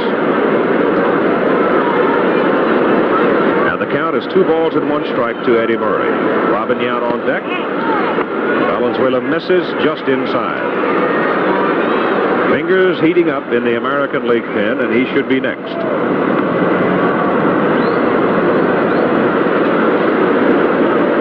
3-1 pitch. 3-2. You know, that's one thing about Valenzuela, too. You might think about the screwball, but he's got a much better than average fastball. And if you start looking for one, he can sneak that fastball by you just like he just did to Eddie Murray. Yeah, as far as pitching ability, knowing how to pitch, he's 20 going on 40. 21 going on 40. But this time, he misses inside to Murray. And Murray gets a free pass to first base with 1 out. Yount comes to the plate.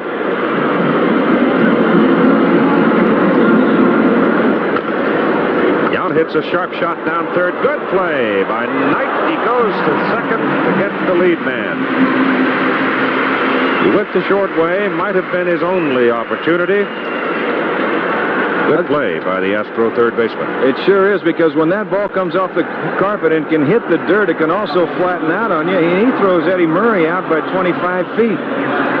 I don't know what happened there at all. I don't know what Murray was doing. He might have thought it was going foul. He might not have picked the ball up. What did Giles tell you guys in 59?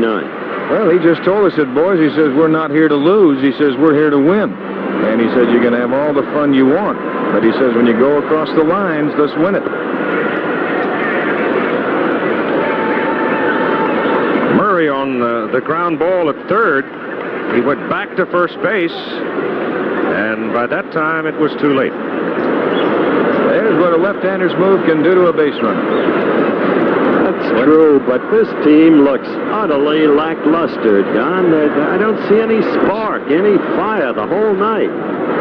Well, good pitching will do it, Howard, and the National League has got excellent pitching tonight. Hal McRae is up there, the DH and outfielder for Kansas City. Pinch hitting. You know, you're looking at a right-hander, Rogers, a left-hander, Carlton, a right-hander with a good heater in Soto, a left-hander in Valenzuela. You're back and forth all the time. Tommy's got the pitching staff set up well.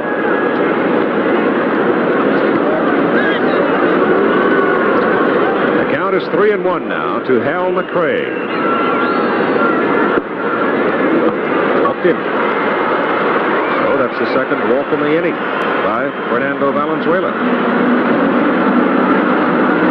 And he will pitch next to Lance Parrish as Tom Lasorda heads to the mound. He's got Howe and Minton out in the pit. And he's going to make a change. He's walking and looking, and looks to me like he has got the hook with him. Well, he's got a man there that can tie it up in a hurry, because Lance Parrish right now is the tying run standing at home plate. Fernando pitched 6 innings on Sunday, and he's going to make the change. He's going to the right-hander, Greg Minton. So, while we're waiting for Minton to come into the ball game, let's talk about Yogi. Yogi Berra's career marked by so many great moments, but in all-star play, Yogi hit only one home run. Still, that memory lives with him. My favorite classic is 1959 when I hit a home run off a young Don Drysdale. And I was the most valuable player in that game, in that All-Star game.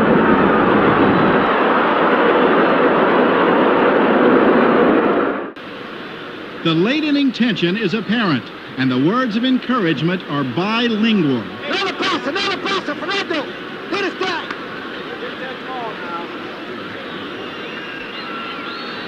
With 2 out, Fernando yields his second walk of the inning. And not wishing to take any chances with 2 men on, manager Lasorda decides to remove his left-handed ace. The call goes to right-hander Greg Minton of the Giants, who soon gets some quick managerial inspiration and advice on how to pitch to the next batter. Hey, yeah, he likes this. He's a low ball hitter. Keep the ball inside on him and keep it up. You can curve him. Yeah, come on. Meanwhile, Lance Parrish is told what he can expect. It'll probably be Minton. He's a sinker, just stays right downstairs. You make you swing at the ball below your knee. You got to make him get the ball up. He pitches down, down, down. It's kind of a three-quarter to sidearm guy, and the ball just keeps diving. Now, in a crucial situation, the game moves from consultation to confrontation. Greg Minton comes on now for the National League. He is the 5th pitcher. His numbers are reflected there, and he's a horse. He'll be working to Lance Parrish. He's a horse, huh? Yeah. Horse and a half in my count. It's a big man for Frank Robinson out in San Francisco. Sawed it off, but it's bounced over his head. Look at the play by Smith. Holy cow, look at that. Look at that National League dugout, too. And anybody but Ozzie Smith, well, he's there. And anybody running but Parrish, that might be a base hit. He jams him, saws him off over the head of Minton. You saw he got the ball exactly where he wanted. Look at that play by Smith, Keith. That, ladies and gentlemen, is a big league play. We'll be back.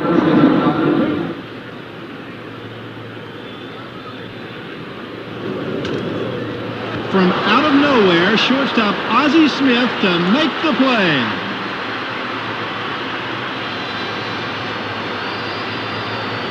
Congratulations all around for Ozzie Smith, the St. Louis Cardinals' Wizard of Oz.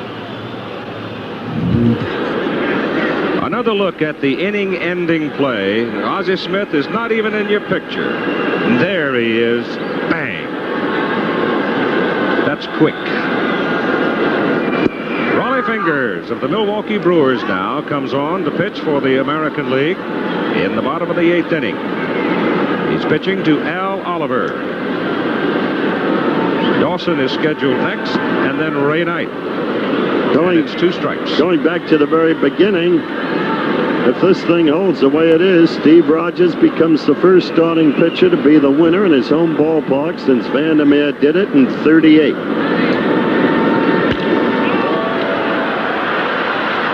To right by Oliver. Takes his turn, and he's aboard at first with a single.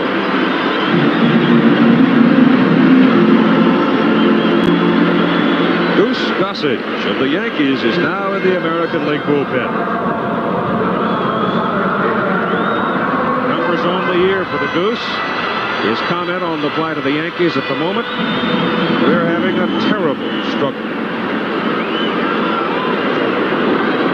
He's been jerking a few this year. He sure has. Not the same Gossage.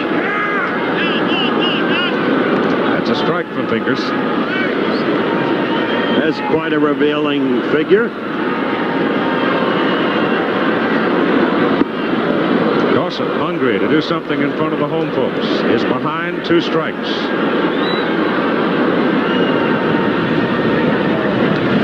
Danielle Fingers, wife of Raleigh.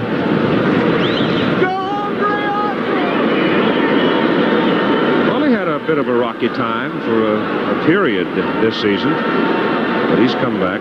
Oh, the goodness, that Milwaukee crowd, the way they've been hitting home runs, 124 of them already. Not a bad year for any of them. including Mr. Ogilvy. Who is still available. Right. And don't forget Ken Herbeck.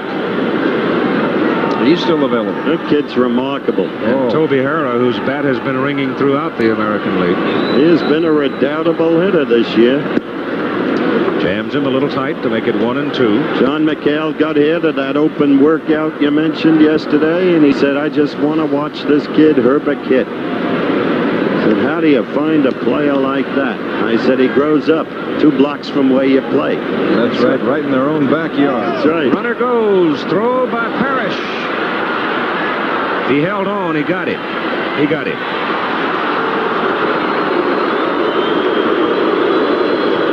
Well, give that man right there half a chance and you're out.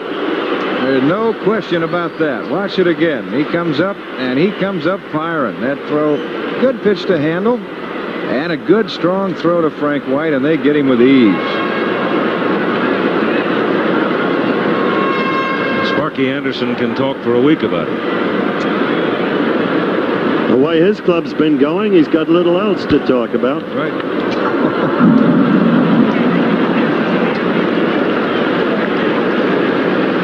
That trophy still probably is going to go to who, guys? Concepcion? Dave Concepcion. It's the Commissioner's Trophy. Goes annually to the MVP, the All-Star Game. 2-2 pitch. Up the middle. Frank White backhands it. Can't get it. Frank flagged at it. If he had picked it, he would not have had a play on Dawson. So Andre gets a base hit in the All-Star Game at home. And here's Ray Knight.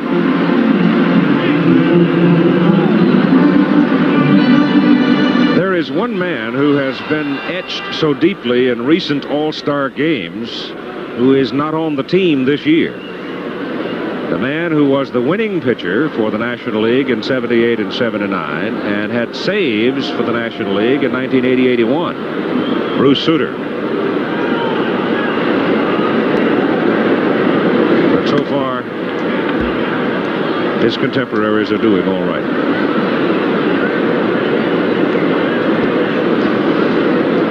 Maybe Parrish should be the MVP. He's kept it close. Yeah, I was just going to say that. He's kept it in tow. And the edge is off. The pitch tonight. Hit on the ground to Murray.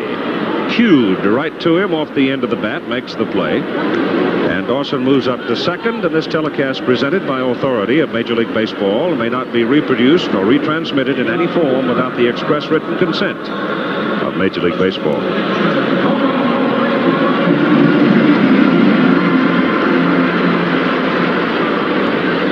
Tony Pena.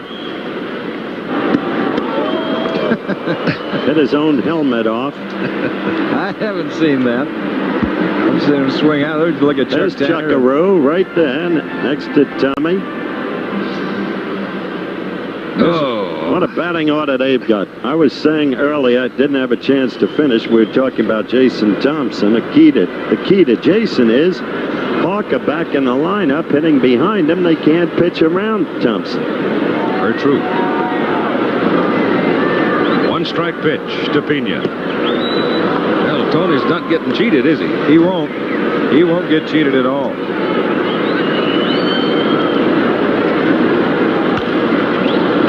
Pops him up on the right side. Murray coming down. Parrish going after it. Oh, look at that Parrish hustle. What a play that was. I'll tell you, that Parrish has put on some show. Boy, this is a good play as you'll ever see a catcher make, and he gets out of there in a hurry. He doesn't lollygag around, and he makes a fine play.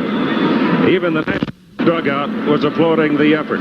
So, for the National League, as we roll along, 4-1, and we'll be back after this message and a word from the local stations. A touch of gold has held the American League in check once more. But in the bottom of the 8th, catcher Lance Parrish of the Tigers returns the favor with diamond gems of his own. Al Oliver leads off first with nobody out, and Parrish gets set to make all-star history, picking up his 3rd assist as he throws out his 3rd base runner of the night.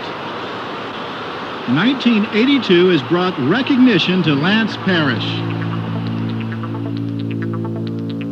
At the All-Star break, he was leading the Tigers with a .324 batting average and was on his way to the American League home run record for catchers.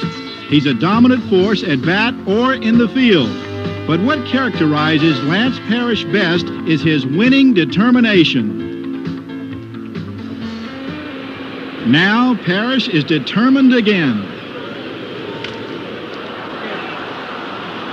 Watch the dugout, Lance! Watch the dugout!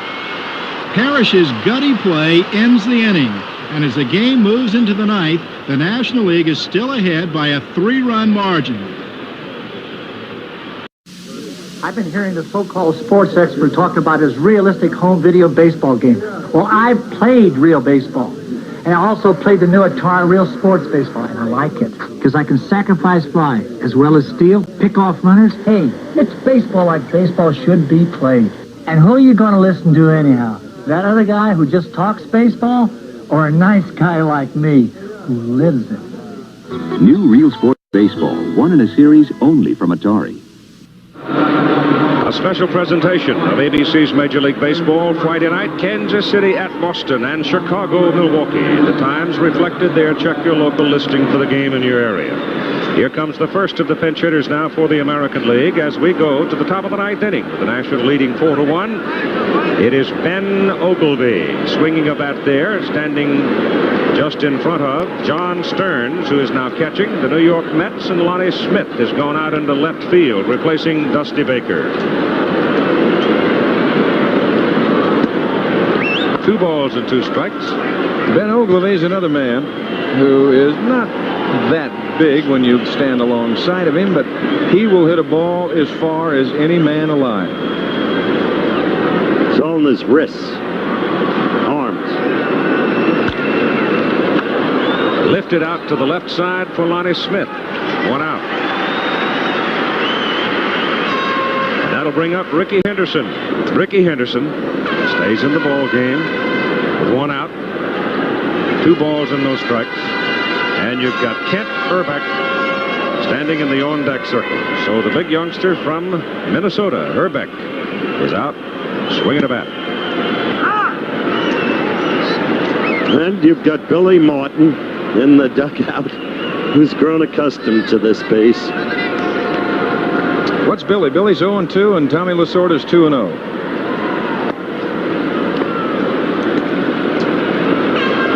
Three balls and 1 strike. And Henderson walks. All right. And so that brings up Kent Hrbek in his first Major League game. This youngster hit a home run in the 12th inning off George Frazier to beat the Yankees at Yankee Stadium in 1981. Remember this shot? I'm sure many of you watching saw it. He got all of it and nailed it out of sight. What a big, good-looking kid he is. As Lasorda goes to the mound now to talk to Minton, and he's going to go to the left-hander, Steve Howe. So Lasorda using his pitching staff as the big left-handed swinging fella from Minnesota comes up. Howe comes in, and we'll be back. The Los Angeles bullpen has not had a great season. And despite those impressive numbers there for Steve Howe, he has not been as sharp as we have seen him in times past, though he has pulled himself together and says now he feels good and has regained the Bulldog confidence that any successful relief pitcher has got to have. And so here is young Kent Hrbek of the Minnesota Twins. And look at that. Just a year ago was in Class A ball.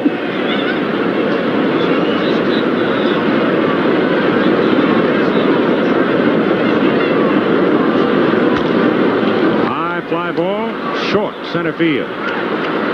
Dawson coming in. Falls off the second baseman Sachs and makes the catch. Base runner Henderson stays at first base. So Hrbek didn't give Henderson any time to dance around at first. What with the left-hander on the mound, he might not have been doing much dancing anyway. And you've got 2 out, just 1 more to go for the National League, and they will have won 19 of the last 20 and 11 in a row. And Dave Concepcion is the MVP, as expected.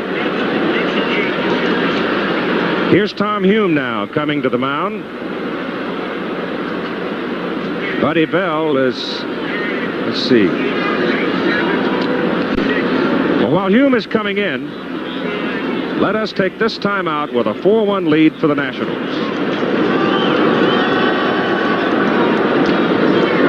Well, let's see what Mr. Hume can do with Mr. Bell. 1 out away from nailing it down. Tom is high with his first pitch for ball 1.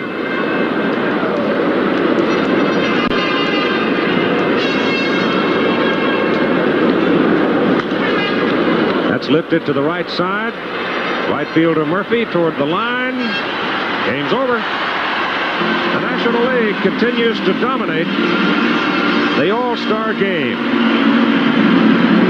Davy Concepcion, shortstop for the National League, Cincinnati Reds, is the most valuable player, the line scorer in the ball game. The National League winning it by a final score of 4-1. Rogers, the winning pitcher, the save to Hume. Eckersley lost it. Concepcion, the home run. Final score, National League 4, American League 1. Blip provided by the Goodyear Tire and Rubber Company. Travel arrangements made through and promotional fee paid by United Airlines. United flies more people to Hawaii than any other airline. That's what Friendly Skies are all about. Coverage of the 1982 All-Star Game has been a presentation of ABC Sports, recognized around the world as the leader in sports television. The ninth is an inning of maneuvers from the bench and the bullpen. After an out and a walk, Greg Minton gives way to Steve Howe, who gets another out and then a souvenir. That's pretty good. Are you going to take this one with me? Yeah, take it with you. Go ahead, take it with you. Doc! Give me another ball. Turn on that red light. He wants to take that ball with him as a souvenir. Is that all right? Hell no. Huh? Yeah. What did he do? Got it out on one pitch. I am too. Thanks, Doc. There you go, Tommy. Get this guy. Come on, go hard here. Let's go. Nice job, son.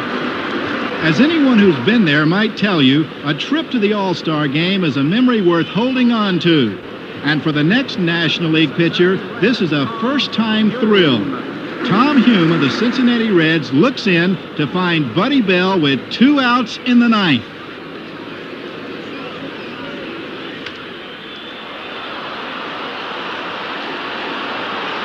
Dale Murphy's there, and the National League has taken another hard-fought victory, this time 4-1.